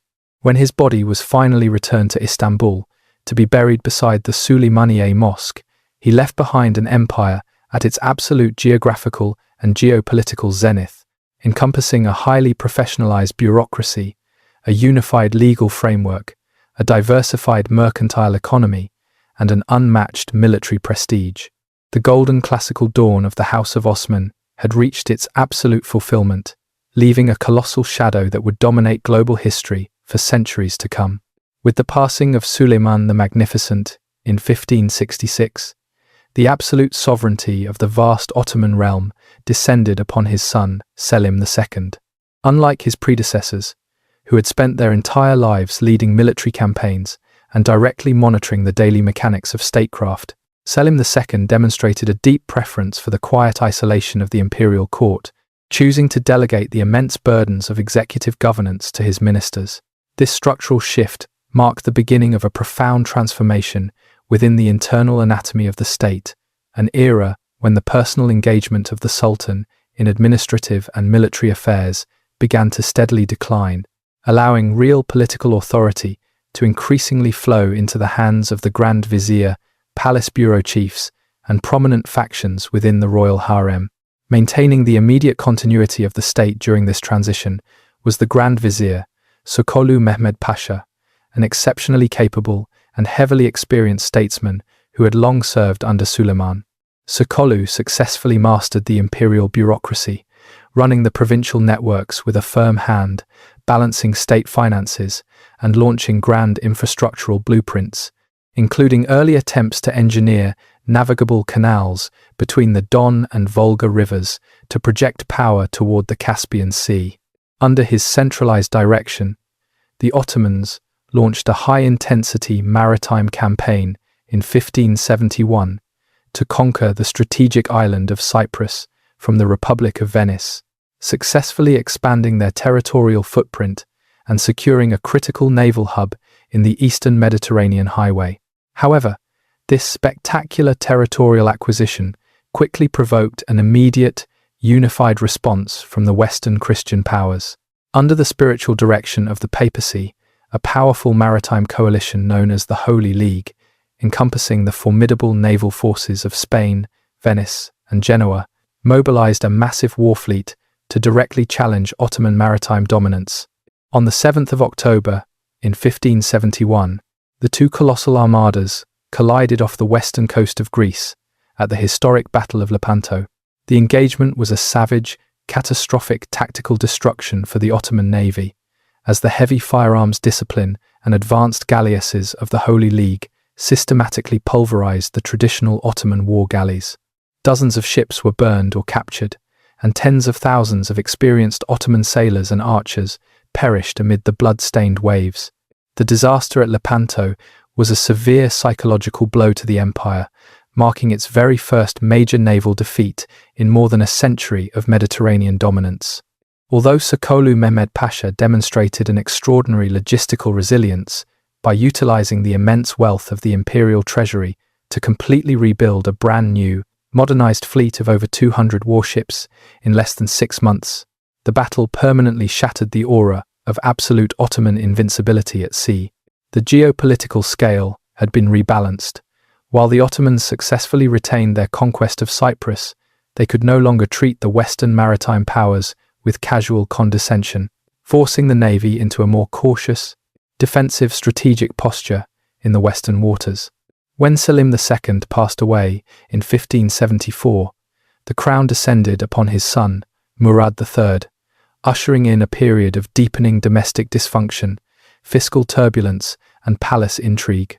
Murad's reign witnessed the intense consolidation of the Sultanate of Women, an era when the structural isolation of the monarch allowed the Queen Mother, Nobanu Sultan, and later the powerful imperial consort, Safiya Sultan, to exert a massive, unprecedented influence over foreign alliances, administrative appointments, and judicial promotions. These royal women constructed extensive patronage networks within the Topkapi Palace, working directly with grand viziers and janissary commanders to advance their respective factions, which frequently resulted in rapid bureaucratic turnover and systemic policy instability across the provinces.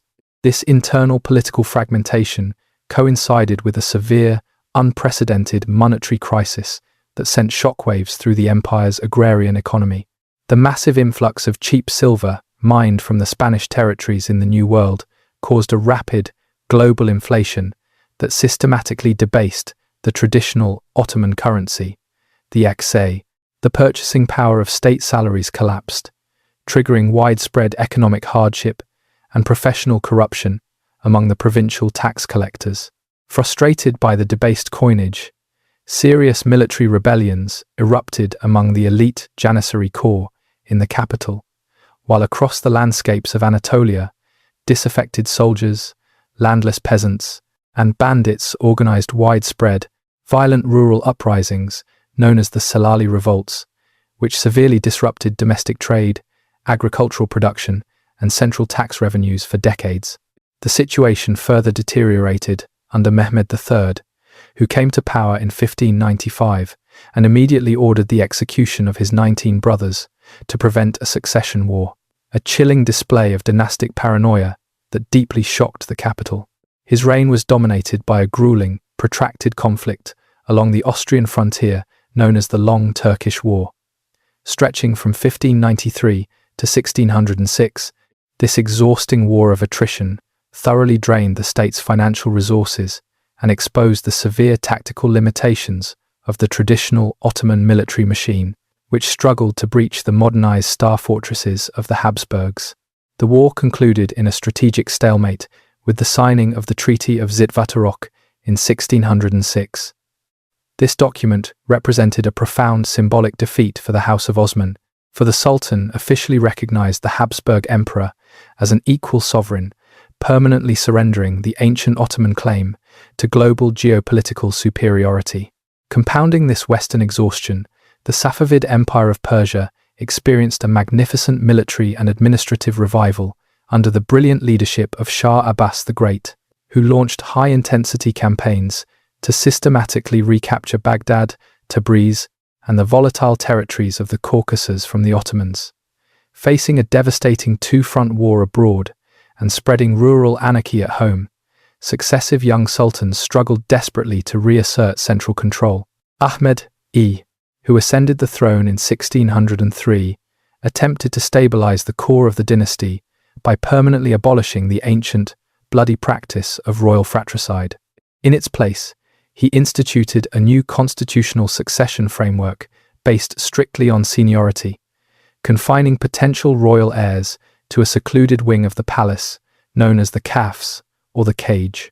While this humanitarian reform brought immediate stability to the dynastic line, it introduced a dangerous structural flaw.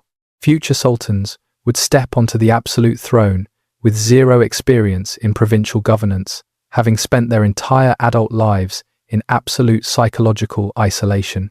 Ahmed I is best remembered for commissioning the construction of the magnificent Sultan Ahmed Mosque, famously known as the Blue Mosque, which arose directly across from the Hagia Sophia as a monumental statement of imperial piety and enduring dynastic grandeur during an era of deep uncertainty.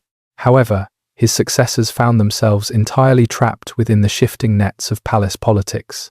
The teenage Sultan Osman II recognized with an extraordinary clarity that the Janissary Corps had transformed from an elite shock troop into a highly corrupt, politically volatile faction that jealously guarded its privileges and routinely held the state treasury hostage. Osman boldly attempted to discipline the corps and construct a brand new, loyal army from the Turkish populations of Anatolia. His plans backfired catastrophically. In 1622, the Janissaries launched a violent, armed coup in Istanbul, storming the palace to overthrow and brutally execute the young monarch. Osman II became the very first sultan in the long history of the House of Osman to be murdered by his own soldiers, pushing the fractured state into an absolute abyss of military tyranny, financial ruin, and moral decay as the 17th century advanced. The violent regicide of Osman II plunged the capital into a dark vortex of absolute anarchy, fiscal bankruptcy, and systemic insubordination that dragged the Ottoman state to the very brink of structural disintegration. For a full year, the elite Janissary Corps and their political allies ruled the streets of Istanbul through absolute intimidation, draining the imperial treasury with constant demands for bonuses, while provincial governors across Anatolia launched open rebellions against the central court. In the midst of this catastrophic collapse, the crown was placed upon the head of Murad IV in 1623. Because the new sultan was a mere child of 11 years, the executive management of the fractured realm was officially assumed by his highly capable and politically astute mother, Kösem Sultan, who ruled as the official regent of the empire during a decade characterized by relentless palace intrigues, spreading domestic revolts, and foreign invasions. During these early years of Murad's minority, the state's geopolitical position along the eastern frontier suffered a monumental disaster. Recognizing that the central government in Istanbul was completely paralyzed by internal class conflicts, the Safavid ruler Shah Abbas the Great mobilized his modernized forces to launch a swift offensive, systematically capturing the strategic prize of Baghdad and re-establishing Shia dominance over much of Mesopotamia. Simultaneously, inside the capital, the insubordination of the military factions reached an absolute breaking point, as rebellious Janissaries and palace cavalry troops repeatedly stormed the Divan council chambers, demanding the execution of the Grand Vizier and other loyal ministers directly before the young sultan's eyes. These traumatic experiences deeply hardened the psychological character of Murad IV, embedding within his mind an unyielding, absolute conviction that an empire built on violence and structural diversity could only survive through the exercise of an uncompromising, totalitarian, monarchical authority. In 1632, having reached his physical maturity, Murad IV executed a bold, blood-stained coup against the very factions that had held his childhood captive. He systematically purged the leadership of the Janissary Corps, forcing the soldiers to swear a binding, ritual oath of absolute loyalty to his person upon the sacred Quran. He instituted a terrifying domestic template of martial law, transforming the capital into an absolute police state to root out decades of corruption, crime, and moral decay. Murad decreed a strict, total ban on the public consumption of tobacco, alcohol, and coffee across Istanbul, commanding the immediate closure of all coffee houses and taverns, which he recognized as dangerous breeding grounds for political subversion, sedition, and anti-governmental organization. The enforcement of these decrees was absolute and relentless. Murad IV routinely disguised himself as a common civilian, conducting midnight patrols through the narrow lanes of the capital with an executioner at his back, personally executing any soldiers or citizens discovered violating his martial laws. Provincial governors who had engaged in corruption or failed to maintain local security were systematically dismissed and executed, their wealth confiscated to refill the depleted imperial treasury. Through these heavy-handed, authoritarian methods, Murad successfully broken the back of the Kalali rebellions across Anatolia, restored a profound standard of public order, and reconstructed the financial stability of the state, ensuring that every bureaucratic thread was once again pinned directly to the absolute authority of the throne.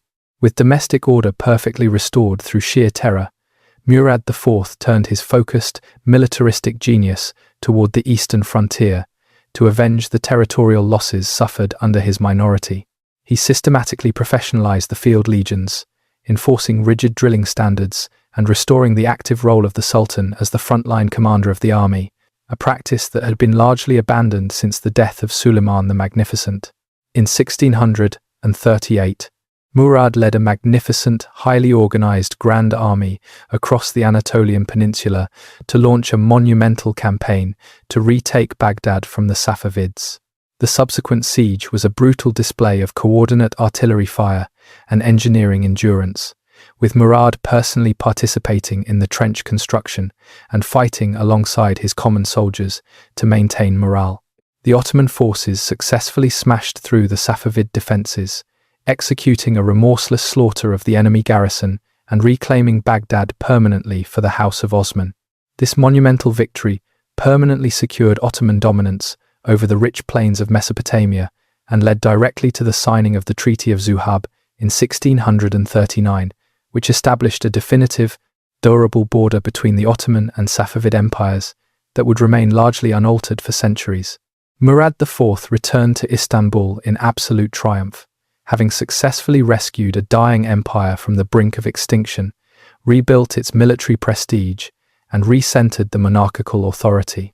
However, his heavy-handed, exhausting rule had severely broken his physical health, and he passed away from illness in 1640 at the young age of 27, leaving behind a disciplined, orderly, but profoundly traumatized state architecture whose future would once again be tested by the volatile currents of dynastic succession. The sudden, early death of Murad IV in 1640 once again exposed the fragile, highly volatile, structural anatomy of the Ottoman dynastic succession.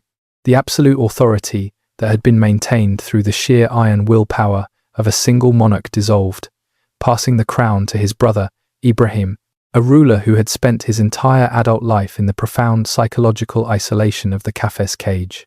Ibrahim's unstable and erratic reign rapidly drained the state's financial resources through extreme palace luxury, currency debasement, and a costly, grinding naval conflict against the Republic of Venice over the strategic island of Crete. By 1648, the domestic chaos reached an absolute breaking point. Ibrahim was violently overthrown and executed in a palace coup orchestrated by the Janissary leadership and the Queen Mother, Osman Sultan, placing his 6-year-old son, Mehmed IV, on the throne. The long minority of Mehmed IV dragged the state into an unparalleled domestic abyss characterized by fiscal bankruptcy, spreading provincial rebellions, and violent factional wars inside the imperial harem itself, culminating in the dramatic assassination of Osman Sultan. Terrified by the imminent collapse of the capital and realizing that the state required an independent, executive hand to restore administrative coherence, the young sultan and his mother, Turhan Sultan, executed a radical political pivot in 1656. They appointed the aged, heavily experienced administrator, Koprulu Mehmed Pasha, to the absolute position of Grand Vizier. Koprulu accepted the royal seals only after demanding absolute, unrestricted authority to govern the realm without any palace or bureaucratic interference, inaugurating a highly transformative, reform-minded era known as the Koprulu period. Koprulu Mehmed Pasha governed with an absolute, unyielding discipline that closely mirrored the authoritarian methods of Murad IV. His primary operational priority was the total re-establishment of central authority through the systematic eradication of provincial corruption, the professionalization of state finances, and the enforcement of absolute military discipline. He began his rule by launching widespread, cold-blooded purges of inefficient, corrupt, or disloyal officials across every rank of the imperial administration. Provincial governors who had abused their tax-collecting privileges or raised private militias were systematically dismissed and executed, while local tax farmers were replaced with strictly accountable state civil servants.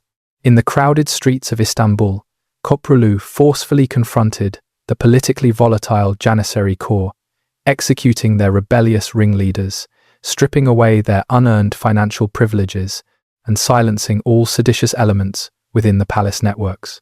This aggressive internal housecleaning generated immediate, spectacular results, successfully stabilizing the imperial treasury, restoring public trust in civil justice, and rebuilding the kinetic effectiveness of the standing armies.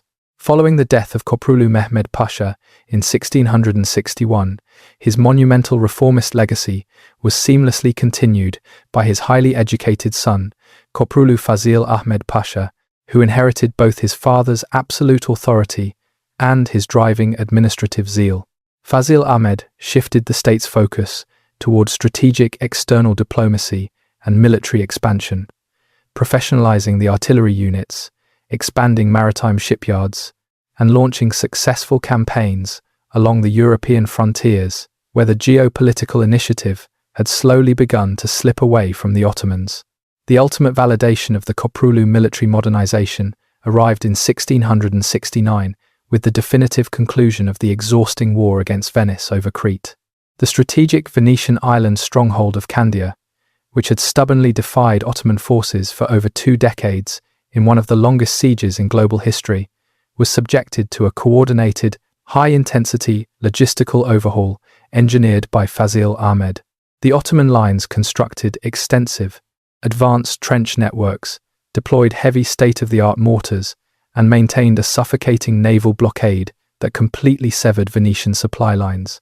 Overwhelmed by this structural endurance, Venice formally surrendered the fortress, securing absolute Ottoman maritime dominance over the eastern Mediterranean highway, and proving to the world that the empire had fully recovered its imperial capacity to sustain prolonged military operations.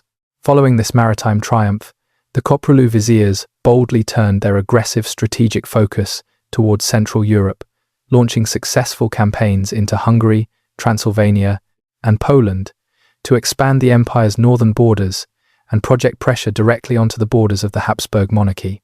The momentum of this administrative dynasty reached its ultimate expansionist peak under Kara Mustafa Pasha, who rose to prominence as the adopted son and son-in-law of the Koprulu family, ascending to the Grand Vizierate in 1676. Kara Mustafa inherited a wealthy treasury, a disciplined army, and a highly centralized bureaucracy, but he was possessed by a fierce, driving personal ambition to achieve a world-shattering victory that would permanently cement Ottoman dominance over the European continent forever. In the early 1680s, exploiting a major anti-Habsburg rebellion among Hungarian nobles, led by Imre Thököly, Kara Mustafa Pasha engineered a massive, high-stakes military deployment.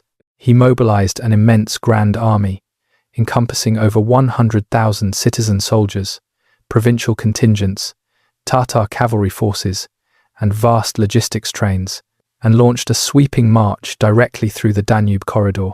His ultimate strategic target was Vienna, the symbolic, deep-founded heart of Habsburg imperial power.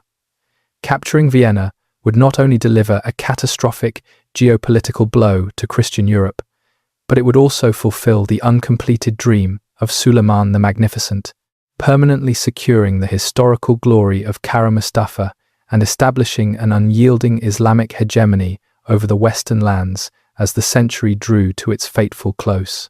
The massive grand army mobilized by Grand Vizier Kara Mustafa Pasha arrived before the double-layered stone battlements of Vienna in the midsummer of 1683, immediately initiating one of the most consequential, high-stakes military encounters in global history. Kara Mustafa recognized that a direct frontal assault against the city's sophisticated bastions would cost an immense amount of his elite Janissary manpower, prompting him to implement a methodical, suffocating siege strategy.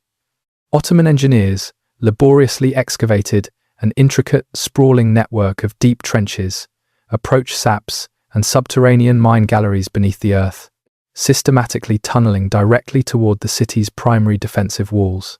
Day after day, heavy Ottoman artillery units bombarded the city, while massive subterranean gunpowder charges exploded beneath the stone bastions, opening wide, ragged breaches that slowly wore down the fanatical resistance of the Habsburg garrison under the command of Count Ernst Rudiger von Starhemberg.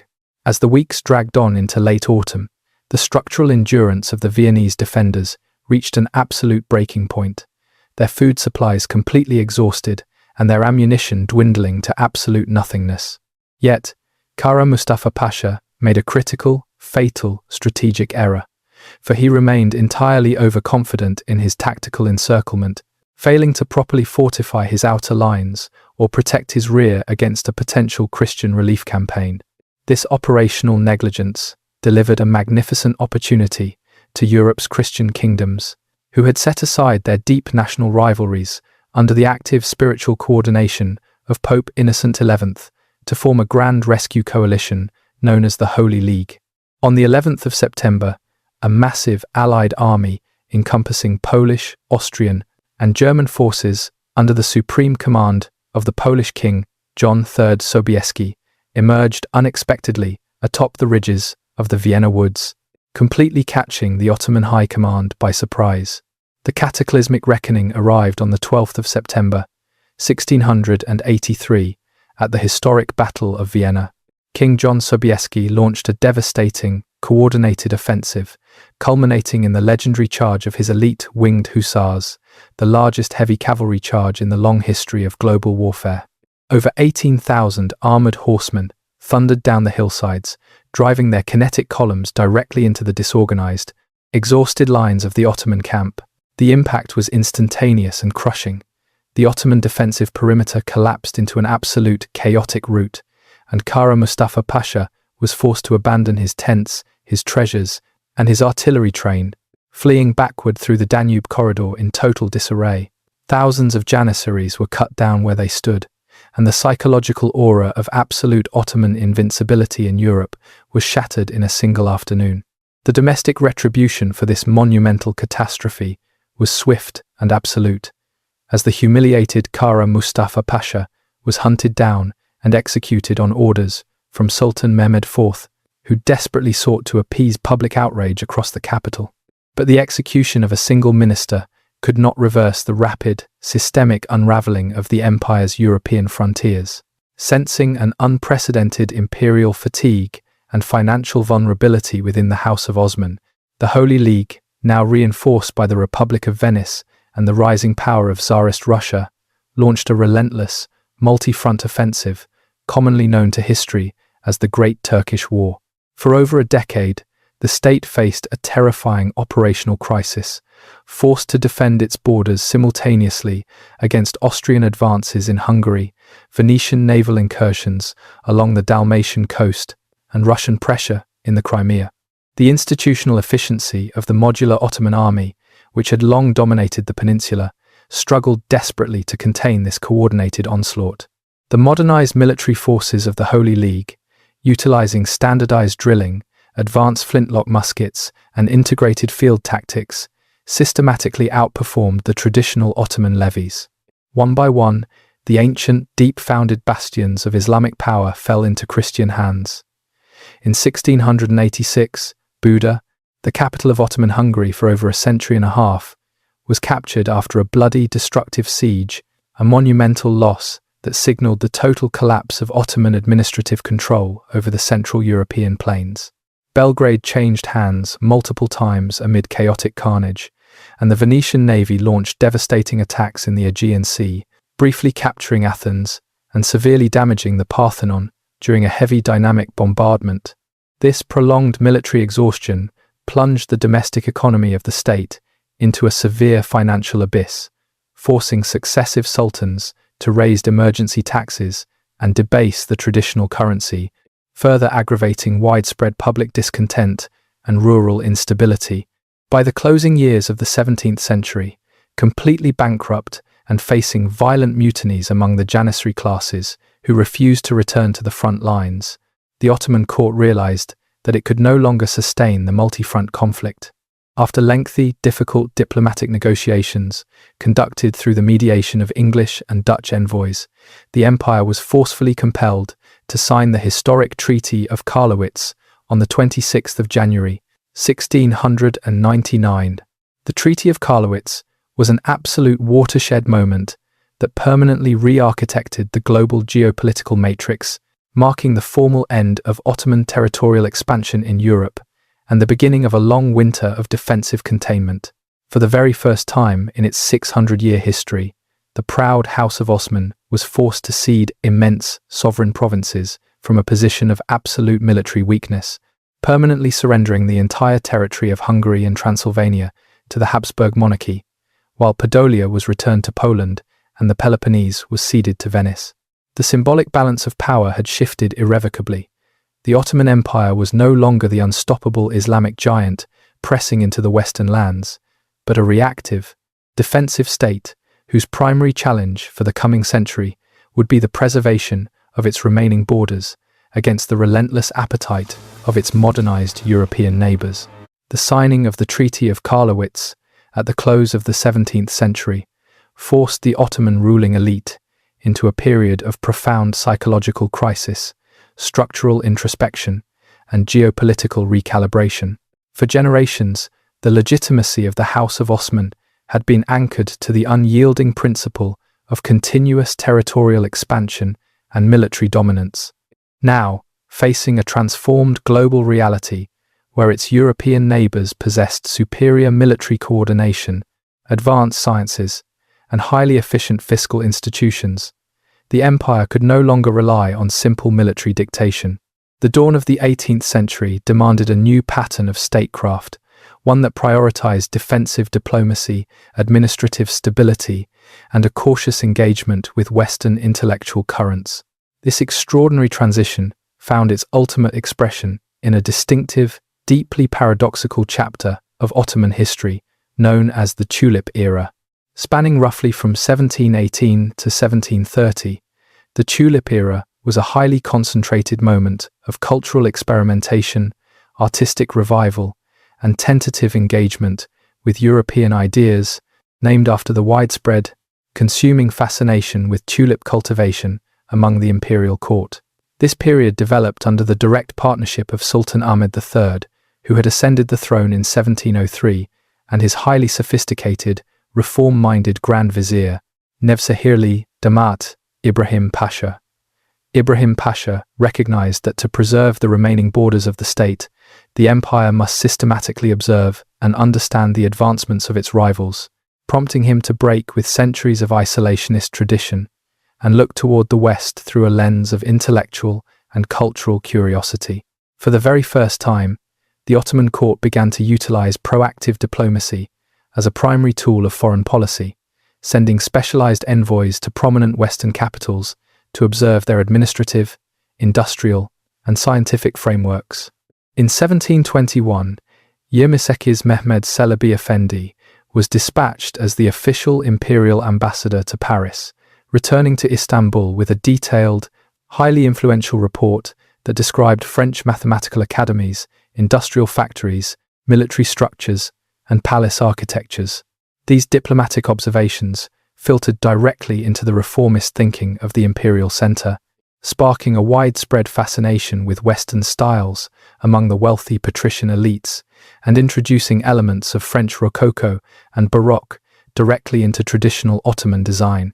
This aesthetic transformation permanently altered the physical topography of Istanbul, as the shores of the Bosphorus and the Golden Horn witnessed the building of luxurious pleasure palaces, manicured French gardens, public fountains, and expansive libraries. Concurrently, this era of cultural openness catalyzed one of the most critical technological milestones in Islamic history: the introduction of the very first official Arabic script printing press to the capital. Established in 1727 by Ibrahim Mutafarrika, a highly educated Hungarian convert to Islam, this innovation was designed to systematically preserve and disseminate technical, historical, and geographic knowledge across the state bureaucracy. However, the introduction of the printing press immediately collided with intense structural resistance from the conservative religious scholars and the ancient networks of manuscript copyists, who fiercely feared that the mechanized production of texts would destroy their professional livelihood and undermine traditional religious education. To achieve a fragile domestic compromise, the state mandated a strict statutory ban on the printing of religious or theological texts, restricting Mutafarrika's press exclusively to secular dictionaries, military guides, maps, and historical chronicles. This restriction illustrated the deep, underlying paradox of early 18th century Ottoman reform. The ruling elite desired the technical fruits of modern innovation, but remained profoundly anxious about the societal disruptions that unrestricted change might unleash upon the traditional hierarchy.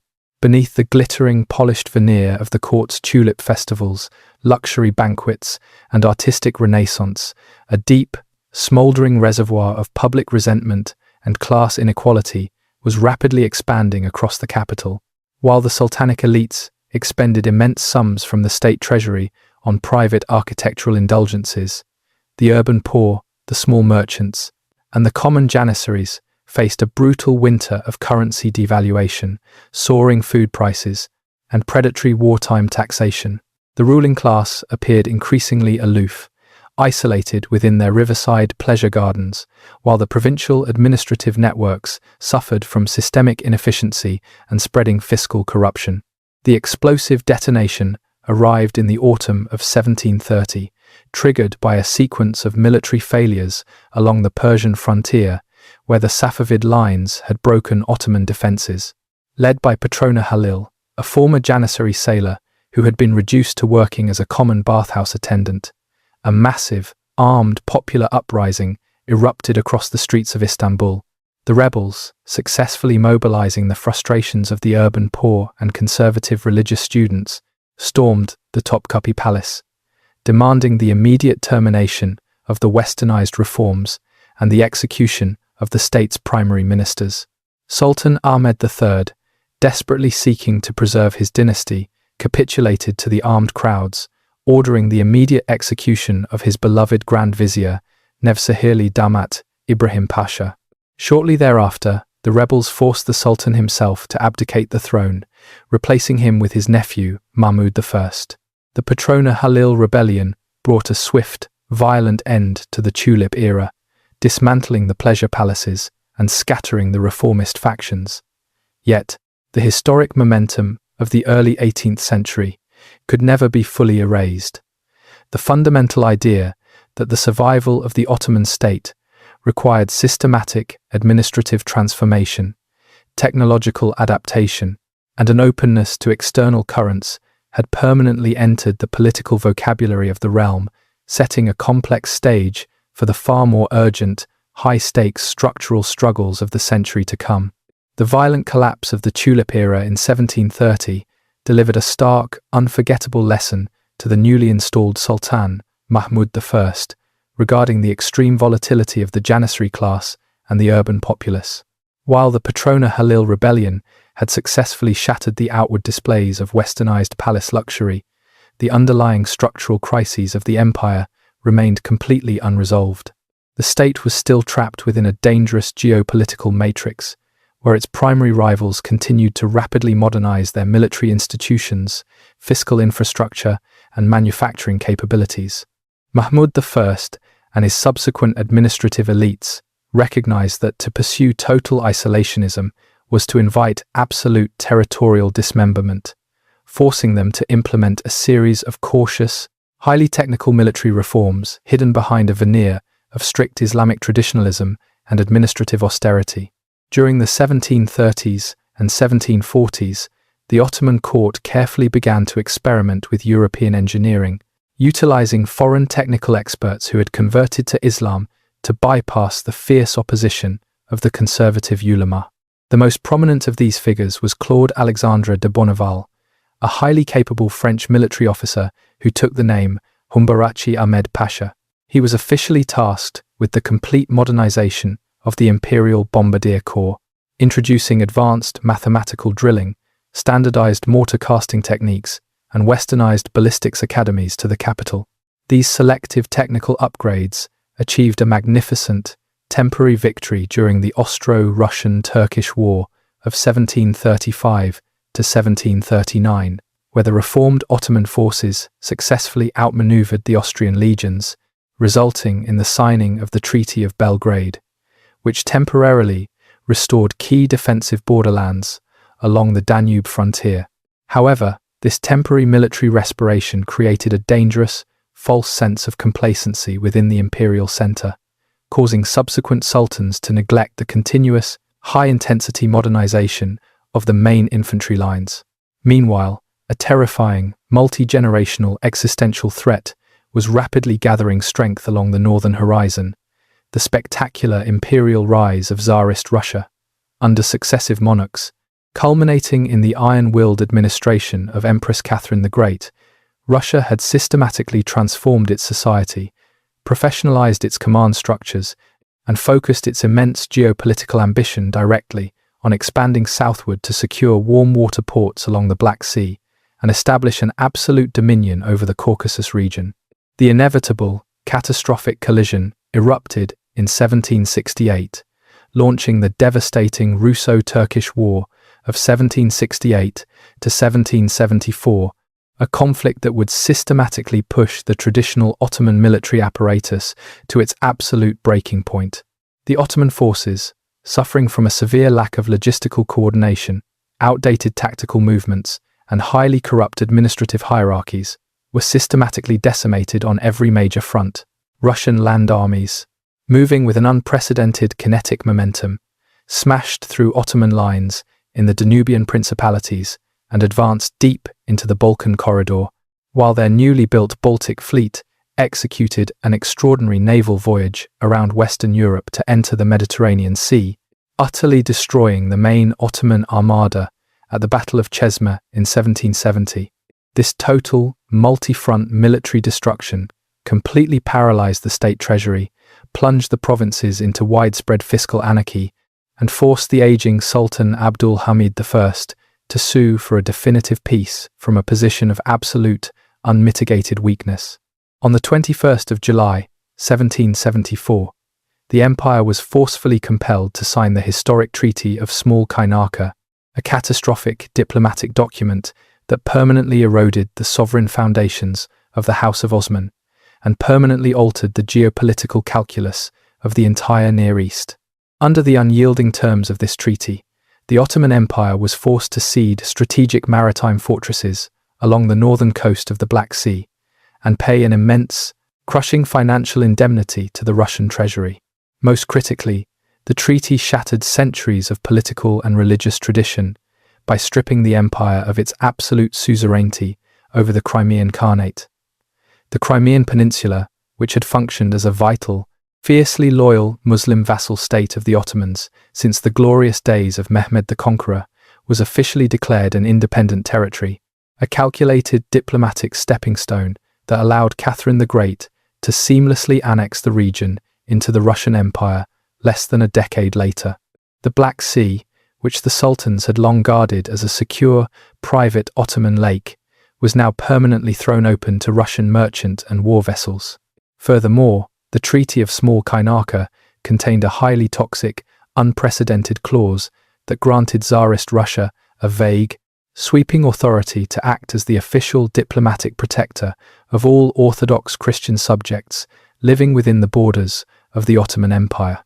This calculated legal concession granted the Russian court a permanent, legal pretext to continuously interfere in the internal administrative affairs of the sultans, manipulate sectarian divisions across the volatile Balkan provinces, and systematically encourage nationalistic anti-Ottoman rebellions.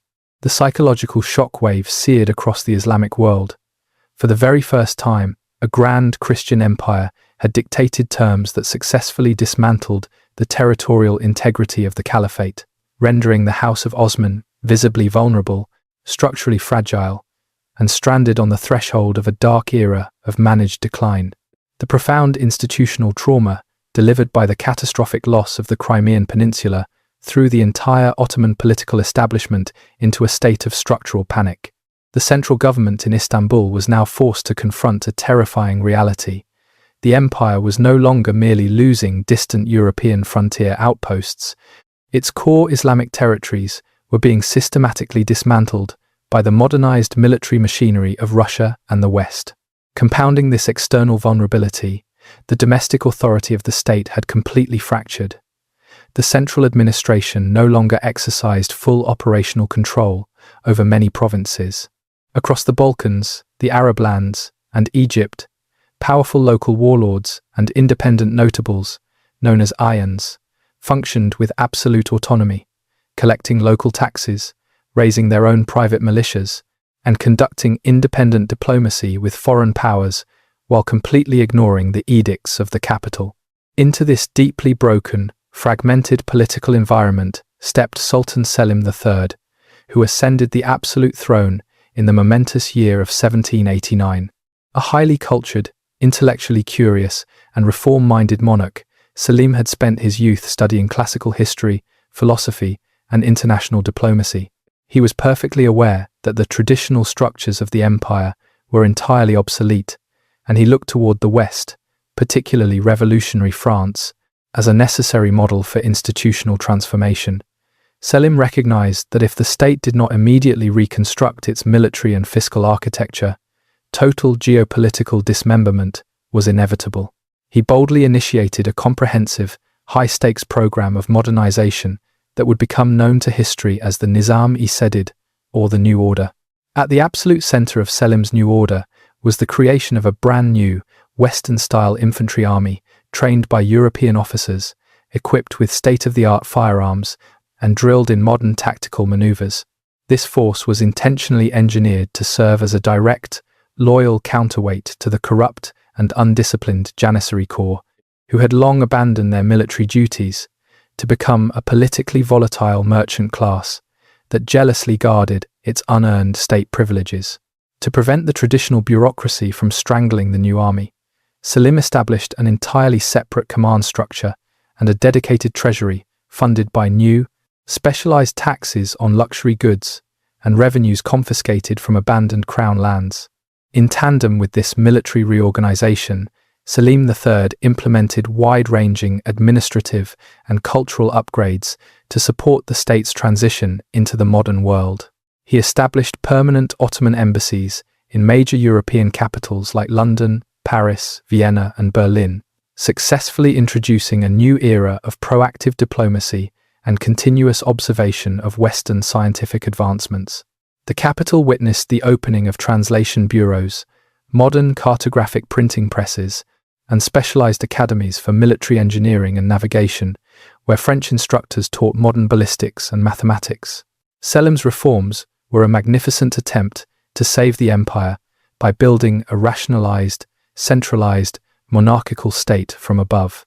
However, these radical initiatives instantly provoked a ferocious, deep-seated backlash from a powerful coalition of entrenched interest groups. The traditional Janissary Corps viewed the growth of the Nizam-i-Sedid infantry as an explicit threat to their professional livelihood and political dominance. Simultaneously, the conservative religious scholars of the ulema and regional provincial elites vehemently condemned Selim's embrace of Western methods, portraying the adoption of European dress, drilling styles, and secular technical knowledge as a total betrayal of traditional Ottoman Islamic identity. To these reactionary factions, the Sultan's reforms were not a preservation of the state, but a dangerous surrender to the cultural and military values of the Christian world. This explosive domestic friction reached a cataclysmic breaking point in the year 1807. Exploiting public discontent over wartime inflation and new border conscription laws, the Janissaries, backed by conservative religious students and powerful provincial ayans, launched a violent, armed rebellion across the streets of Istanbul. The rebellious crowds systematically surrounded the Topkapi Palace, demanding the immediate termination of the new order and the dismissal of the reformist ministers. Lacking the personal ruthlessness required to turn his new infantry against the traditional defenders of the city, Selim III capitulated, ordering the disbandment of the Nizam-i-Sedid forces in a desperate attempt to preserve his dynasty. The compromise failed completely. The reactionary factions deposed Selim, placing his conservative cousin, Mustafa IV, on the absolute throne and plunging the capital into a dark winter of anti-reform purges.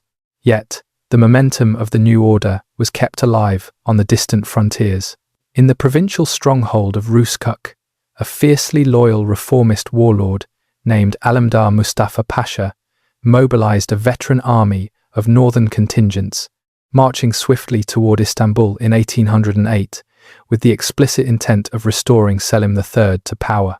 Terrified by the rapid approach of this rescue force, the trapped Mustafa IV ordered the immediate execution of Selim inside the palace walls, extinguishing the life of the pioneer of modern Ottoman reform.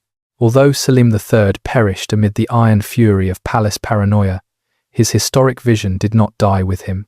Alemdar Mustafa Pasha successfully stormed the palace, overthrew the reactionary court, and installed Prince Mahmud, the young half-brother of the deposed king, as Sultan Mahmud II. Mahmud II ascended the absolute throne, having witnessed the total destruction of his cousin's life and the absolute vulnerability of the crown, developing a quiet, unyielding determination to break the power of the reactionary factions forever.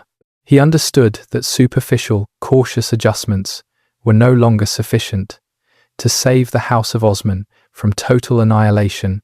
The internal anatomy of the state would have to be violently re-architected through an era of uncompromising autocracy. Sultan Mahmud II ascended the throne of a decaying empire in 1808 under the dark shadow of absolute vulnerability.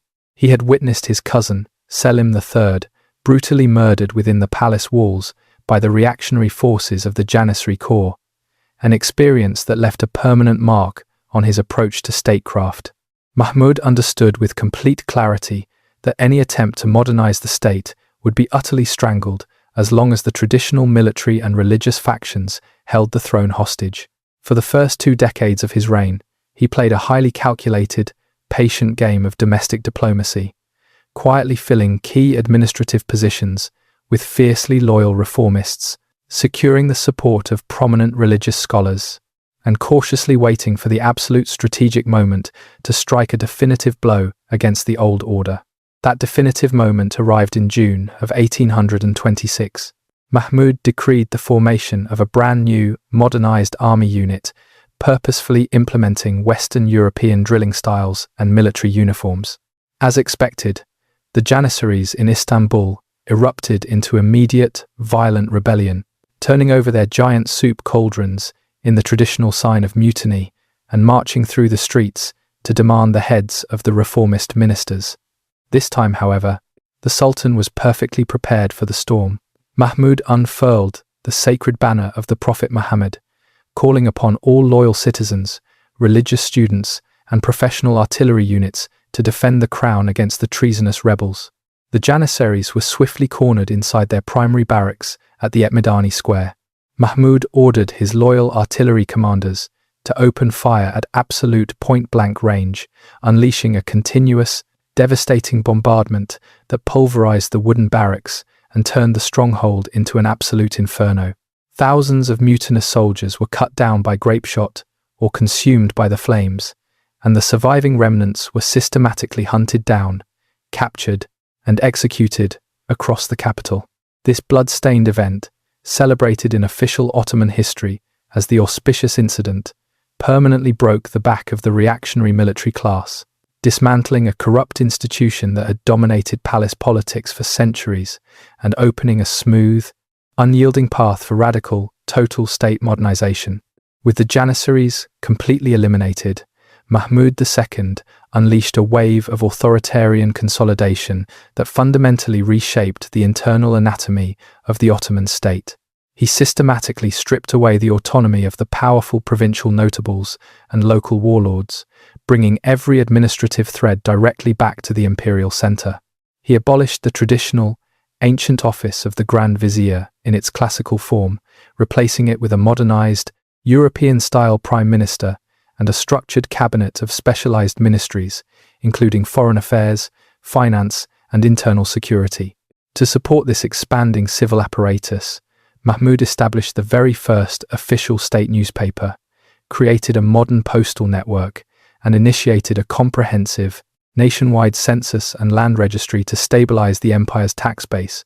Furthermore, Mahmud launched a profound cultural revolution aimed at visually transforming his subjects into modern citizens of a centralized empire. He issued historic dress codes that banned the traditional turban and loose-flowing robes for state officials, mandating the adoption of Western-style trousers, frock coats, and the iconic red felt fez as the official uniform of the Ottoman bureaucracy. He invested heavily in the creation of secular state academies, establishing modern medical schools, military engineering colleges, and translation bureaus, where young elites were rigorously trained in Western sciences, foreign languages, and rationalized administrative techniques, forming a highly professionalized, Eurocentric caste of civil servants. Yet, this internal structural reconstruction was constantly threatened by severe, external geopolitical crises that brought the empire to the very edge of territorial collapse. In the late 1820s, Backed by the joint naval intervention of Britain, France, and Russia, the Greek War of Independence resulted in the total loss of Greece, a deep psychological blow to the House of Osman. Even more terrifying was the rise of Muhammad Ali Pasha, the fiercely ambitious Ottoman governor of Egypt, who had built his own highly modernized, Western-style military machine. Muhammad Ali launched a high-intensity rebellion against the Sultan, marching his disciplined Egyptian legions through Syria and deep into the Anatolian heartland, utterly routing Mahmud's newly formed forces and threatening to overthrow the dynasty itself. Faced with absolute annihilation, Mahmud II was forced into the humiliating position of inviting his historical enemy, Tsarist Russia, to land troops along the Bosphorus to protect the capital, a desperate move that triggered immediate diplomatic panic across Europe and transformed the empire into an arena of permanent Western intervention. When Mahmud passed away in 1839, during a renewed, disastrous military conflict with Egypt, he left behind a fractured, heavily indebted state that was struggling for its survival. But he also left an unyielding administrative template, a professionalized bureaucracy, and a completely restructured executive framework, beautifully paving a straight path for his successors to launch the most sweeping, institutionalized era of westernizing reforms in the long history of the Caliphate.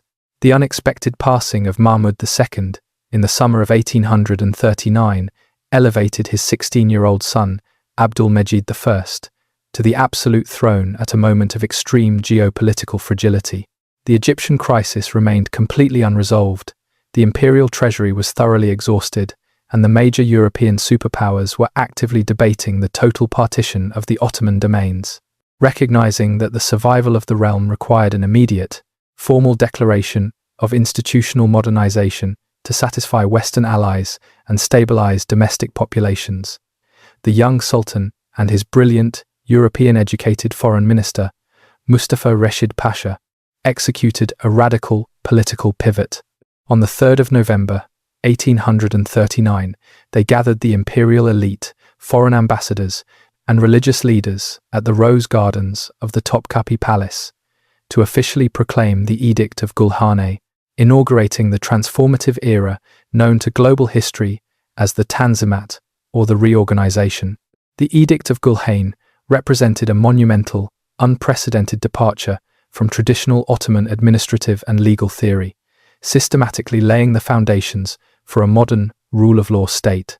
The decree explicitly guaranteed the absolute security of life, honor, and property for every individual subject living within the empire, regardless of their religious affiliation or ethnic background. It instituted a transparent, highly regulated system of universal taxation to completely replace the corrupt, centuries-old practice of tax farming and mandated fixed, equitable conscription laws for the modernized military forces. Most radically, the edict declared that all subjects, Muslims, Christians, and Jews alike, stood as absolute equals before the secular law, effectively initiating the grand political concept of Osmanlilik, or Ottomanism, which sought to foster a unified, secular civic identity that could transcend ancient sectarian divisions and bind the diverse population directly to the central crown. To manifest this sweeping vision across the vast empire, the Tanzimat reformers systematically built a massive, centralized bureaucratic apparatus that completely restructured daily provincial life. They established a comprehensive network of secular state courts, known as Nizami courts, to handle commercial and criminal justice outside the exclusive jurisdiction of traditional religious law, and introduced modernized, commercial, maritime, and penal codes modeled directly on European legal templates. The state heavily invested in infrastructure, carving out the first extensive telegraph networks and railroad systems to rapidly accelerate communication between Istanbul and the distant frontiers. Education was thoroughly revolutionized through the creation of a dual system, introducing state-run secular secondary schools and technical academies to produce an educated class of civil servants, completely detached from the traditional religious schools. This intense drive towards secular westernization was accelerated in 1856, following the conclusion of the Crimean War. Although the Ottoman Empire aligned with Britain and France, successfully repulsed Russian aggression. The conflict left the state heavily indebted to Western banking houses, exposing its severe financial vulnerability. To secure continued Western diplomatic protection and financial capital, Abdulmajid I issued a second major reform document, the Imperial Edict of Reform, Islahat Fermanu. This decree went far beyond the earlier edict, systematically dismantling the ancient social and legal barriers that had defined the multi-religious millet system for centuries. It explicitly abolished the traditional jizya poll tax on non-Muslims, granted them absolute eligibility to hold high public office, enter elite military academies, and serve in the regular army, while formally legalizing the right of foreign Christian institutions to build schools, churches, and hospitals across the Islamic heartland. While the Tanzimat reforms successfully modernized the state infrastructure and generated an unprecedented standard of administrative predictability, they simultaneously triggered deep, systemic domestic contradictions and widespread ideological fractures. To the conservative Muslim populations and traditional religious scholars, the rapid implementation of absolute secular equality was viewed as a profound betrayal of the empire's historic Islamic identity and a total surrender to Western imperialist dictation. Concurrently, the Christian populations of the Balkans looked upon the concept of Ottoman citizenship with growing indifference, as their communities were already deeply captured by the fiery currents of romantic nationalism, utilizing the new legal freedoms not to integrate into the empire, but to actively coordinate armed rebellions for absolute national independence. By the early 1870s, the financial and political foundations of the Tanzimat era began to unravel into total chaos. The state's heavy reliance on foreign loans led to a catastrophic fiscal collapse, forcing the imperial treasury to officially declare bankruptcy in 1875 amid widespread global economic depression. This financial ruin coincided with a series of massive, violent, nationalist uprisings across Bosnia, Herzegovina, and Bulgaria, which were met with harsh, undisciplined suppression by local Ottoman irregular forces, triggering intense public outrage across Western Europe.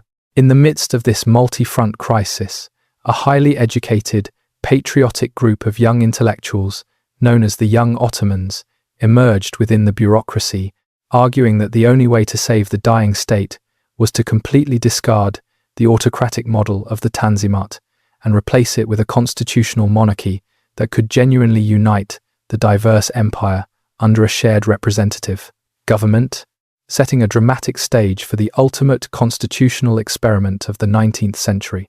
The deepening fiscal bankruptcy and spreading nationalist rebellions of the late 19th century brought the Ottoman Empire to an absolute political crisis, culminating in a swift sequence of palace coups that placed Sultan Abdul Hamid II upon the absolute throne in 1876.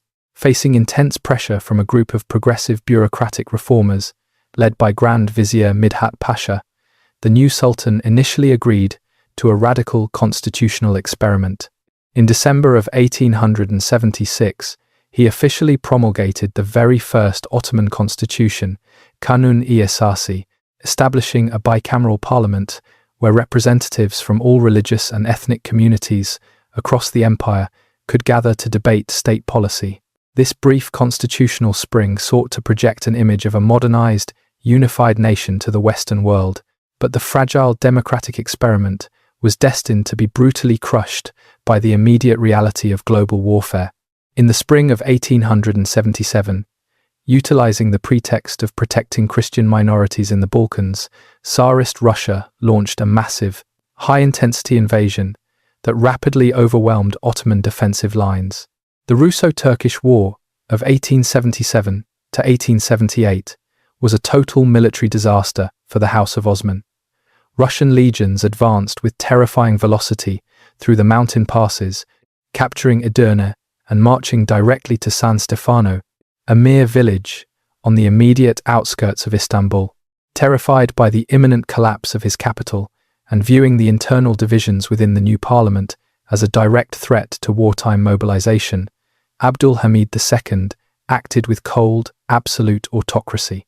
In early 1878, he officially suspended the constitution, dissolved the parliament indefinitely, and exiled Midhat Pasha, re-establishing an unyielding system of absolute personal rule that would dominate the empire for the subsequent 3 decades.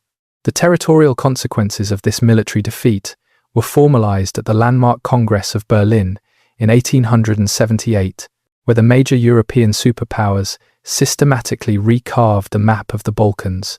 Under the unyielding terms of the Treaty of Berlin, the Ottoman Empire was forcefully stripped of nearly 1/3 of its entire European territory and more than 20% of its total population. Serbia, Montenegro, and Romania were granted absolute, unconditional independence, while a massive, autonomous Bulgarian principality was carved out of the remaining Balkan provinces. Furthermore, Great Britain assumed administrative control over Cyprus, and Austria-Hungary occupied Bosnia-Herzegovina, leaving the Ottoman state visibly fractured, heavily indebted, and permanently labelled by Western diplomats as the sick man of Europe. Confronted with this massive territorial dismemberment, Abdul Hamid II completely abandoned the secular political framework of Osman I that had characterized the Tanzimat era. He recognized that since the majority of the empire's remaining Christian populations had broken away, the survival of the state depended entirely on binding the remaining Muslim core, encompassing Turks, Arabs, Kurds, and Albanians, directly to the throne. The Sultan systematically elevated his religious title of Caliph to absolute prominence, transforming the pan-Islamic identity into a powerful ideological weapon of state unity and anti-Western resistance. He actively positioned himself as the spiritual protector of the global Muslim community, heavily funding religious endowments, constructing monumental mosques, and heavily supporting Sufi orders to reinforce the sacred legitimacy of his autocratic crown. This ideological realignment was anchored to a massive, state-funded program of technological and infrastructural modernization designed to radically centralize the state's internal communications. Abdul Hamid's ultimate administrative achievement was the construction of the legendary Hejaz Railway, a sprawling iron artery that stretched through the shifting desert sands from Damascus directly to the holy cities of Medina and Mecca. Funded entirely by voluntary donations from Muslims worldwide and state revenues, the railway allowed the central government to rapidly project military reinforcements to the volatile Arab frontiers within days rather than months, while simultaneously facilitating the annual pilgrimage for thousands of faithful subjects, standing as a magnificent testament to the state's enduring capacity for engineering adaptation. Yet, to preserve this fragile stability, Abdul Hamid II transformed the imperial center into an absolute, suffocating police state run from the isolated pavilions of the Yildiz Palace. Deeply traumatized by decades of royal assassinations and palace coups, the Sultan constructed a vast, highly sophisticated domestic espionage network, deploying thousands of paid informers and secret censors across every province to intercept private mail, monitor public coffeehouses, and systematically suppress any whisper of political subversion or constitutional organization. Newspapers were subjected to rigorous daily editing, and public gatherings were strictly regulated. This atmosphere of intense paranoia was further amplified by mounting ethnic conflicts, most notably the tragic, widespread communal violence against Armenian populations in the mid-1890s, which severely damaged the Sultan's international reputation and earned him the grim title of the Red Sultan across Western Europe. Beneath the heavy, silent surface of the Hamidian police state, a powerful undercurrent of revolutionary resistance was quietly gathering strength. A new generation of military officers, medical students, and young bureaucrats, trained in the very secular technical academies that the Sultan had expanded, grew deeply frustrated by the stifling lack of political freedom, the rampant corruption within the palace networks, and the continuous financial monitoring exercised by Western powers through the Ottoman Public Debt Administration.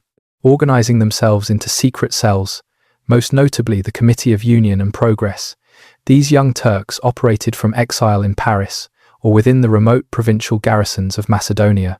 They developed a fierce, unyielding determination to overthrow the autocratic regime, convinced that if the constitution was not immediately restored, the absolute collapse of the empire was merely a matter of time, setting a dramatic stage for the final, explosive, revolutionary storm of the early 20th century. The suffocating atmosphere of the Hamidian police state reached its absolute breaking point in the sweltering summer of 1908. Inside the remote provincial garrisons of Macedonia, a wave of intense panic and revolutionary fervor swept through the young officers of the Ottoman Third Army. Armed with the rumors that the British and Russian monarchs had met at Reval to finalize the total, absolute partition of the remaining Ottoman territories in Europe, these officers recognized that waiting for the palace to act was a recipe for total national suicide.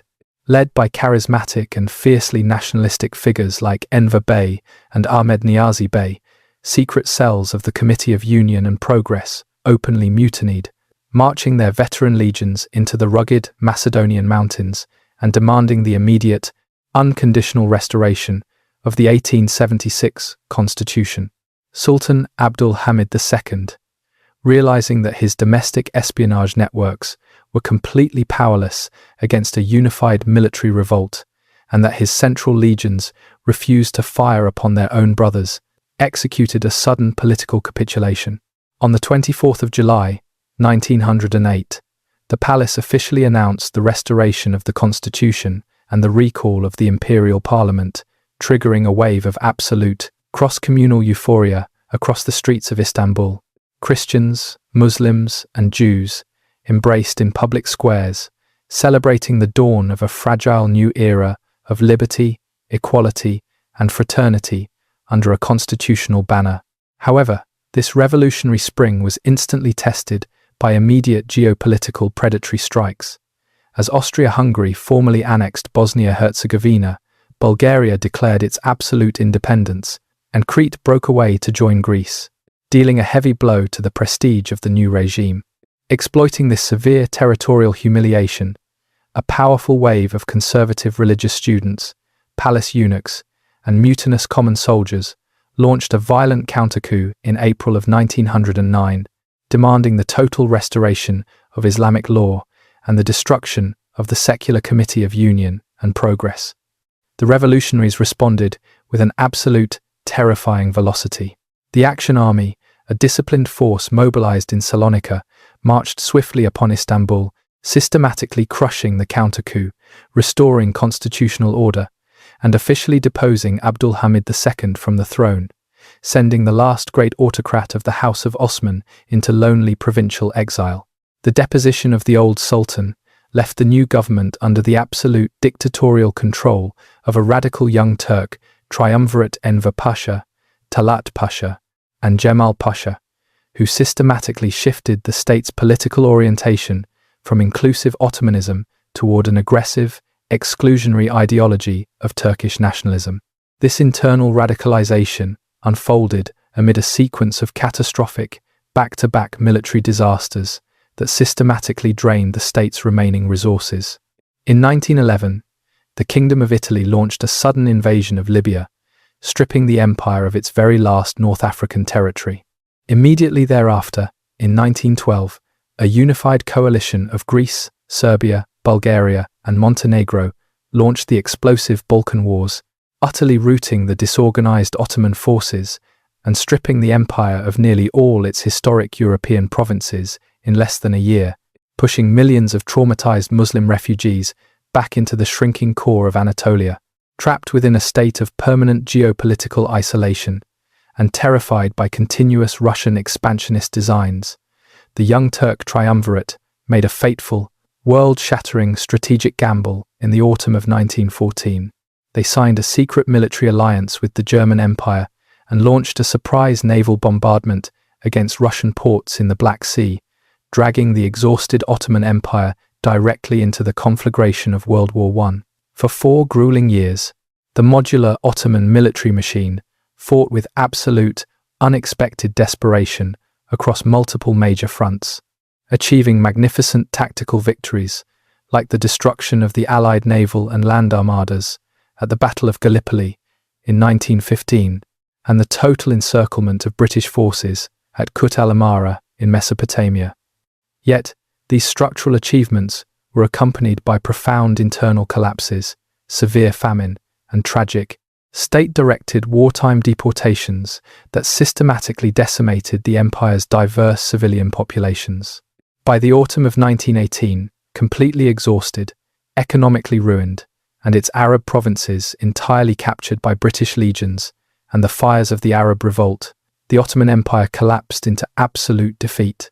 The Young Turk leaders fled the capital on a German warship, and the state was forced to sign the humiliating Armistice of Mudros, which allowed Allied warships to drop anchor along the Golden Horn and initiate a suffocating military occupation of Istanbul. The ultimate, crushing diplomatic blow arrived in 1920 with the signing of the Treaty of Sèvres, a draconian document that systematically dismantled the sovereign integrity of the state, partitioning the Anatolian heartland into French, British, Italian, and Greek zones of influence, and reducing the proud House of Osman to a powerless puppet regime inside a tiny, landlocked rump state. The formal end of the empire was not written by foreign diplomats, but by a fierce, revolutionary, nationalist movement that arose from the dusty plains of Anatolia. Led by the brilliant, iron-willed military commander Mustafa Kemal Pasha, later known as Ataturk, the Turkish national movement rejected the spineless capitulation of the Istanbul court and mobilized a veteran army to launch the high-intensity Turkish War of Independence. Over the course of 2 years, Kemal's forces systematically defeated the occupying armies, liberated Anatolia, and forced the Western superpowers to negotiate a brand new sovereign peace treaty at Lausanne. On the 1st of November, 1922, the newly established Grand National Assembly in Ankara officially passed a sweeping statutory decree that permanently abolished the Ottoman Sultanate, bringing a dramatic, definitive end to a magnificent dynastic empire that had dictated the global crossroads of history for over 6 centuries. The last sultan, Mehmed VI, quietly boarded a British warship into permanent exile, closing the final golden book of the House of Osman and opening a clean, secular path for the dawn of the modern Republic of Turkey. Dear friends, the turbulent journey spanning over 6 centuries of one of the most powerful empires in human history, the Ottoman Empire, has officially come to an end. From a small nomadic tribe in the lands of Anatolia, they rose to become a superpower that shook 3 continents, leaving indelible marks on the course of human civilization. Yet, as an immutable law of nature, what rises must fall, and a brilliant dawn must eventually give way to the setting sun. Those golden pages of history have receded into the past, making way for the flow of time and profound lessons on the rise and fall of nations. At this point, the time for our late-night historical storytelling program has concluded. Thank you very much for spending your time to accompany us and listen to each chapter of this volatile history. Now, the clock has chimed the late hours, and the night has blanketed the world. We wish you to detach from the worries of a long, busy day, find peace in your soul to enter a very deep, serene sleep, and have beautiful dreams. Goodbye, and good night.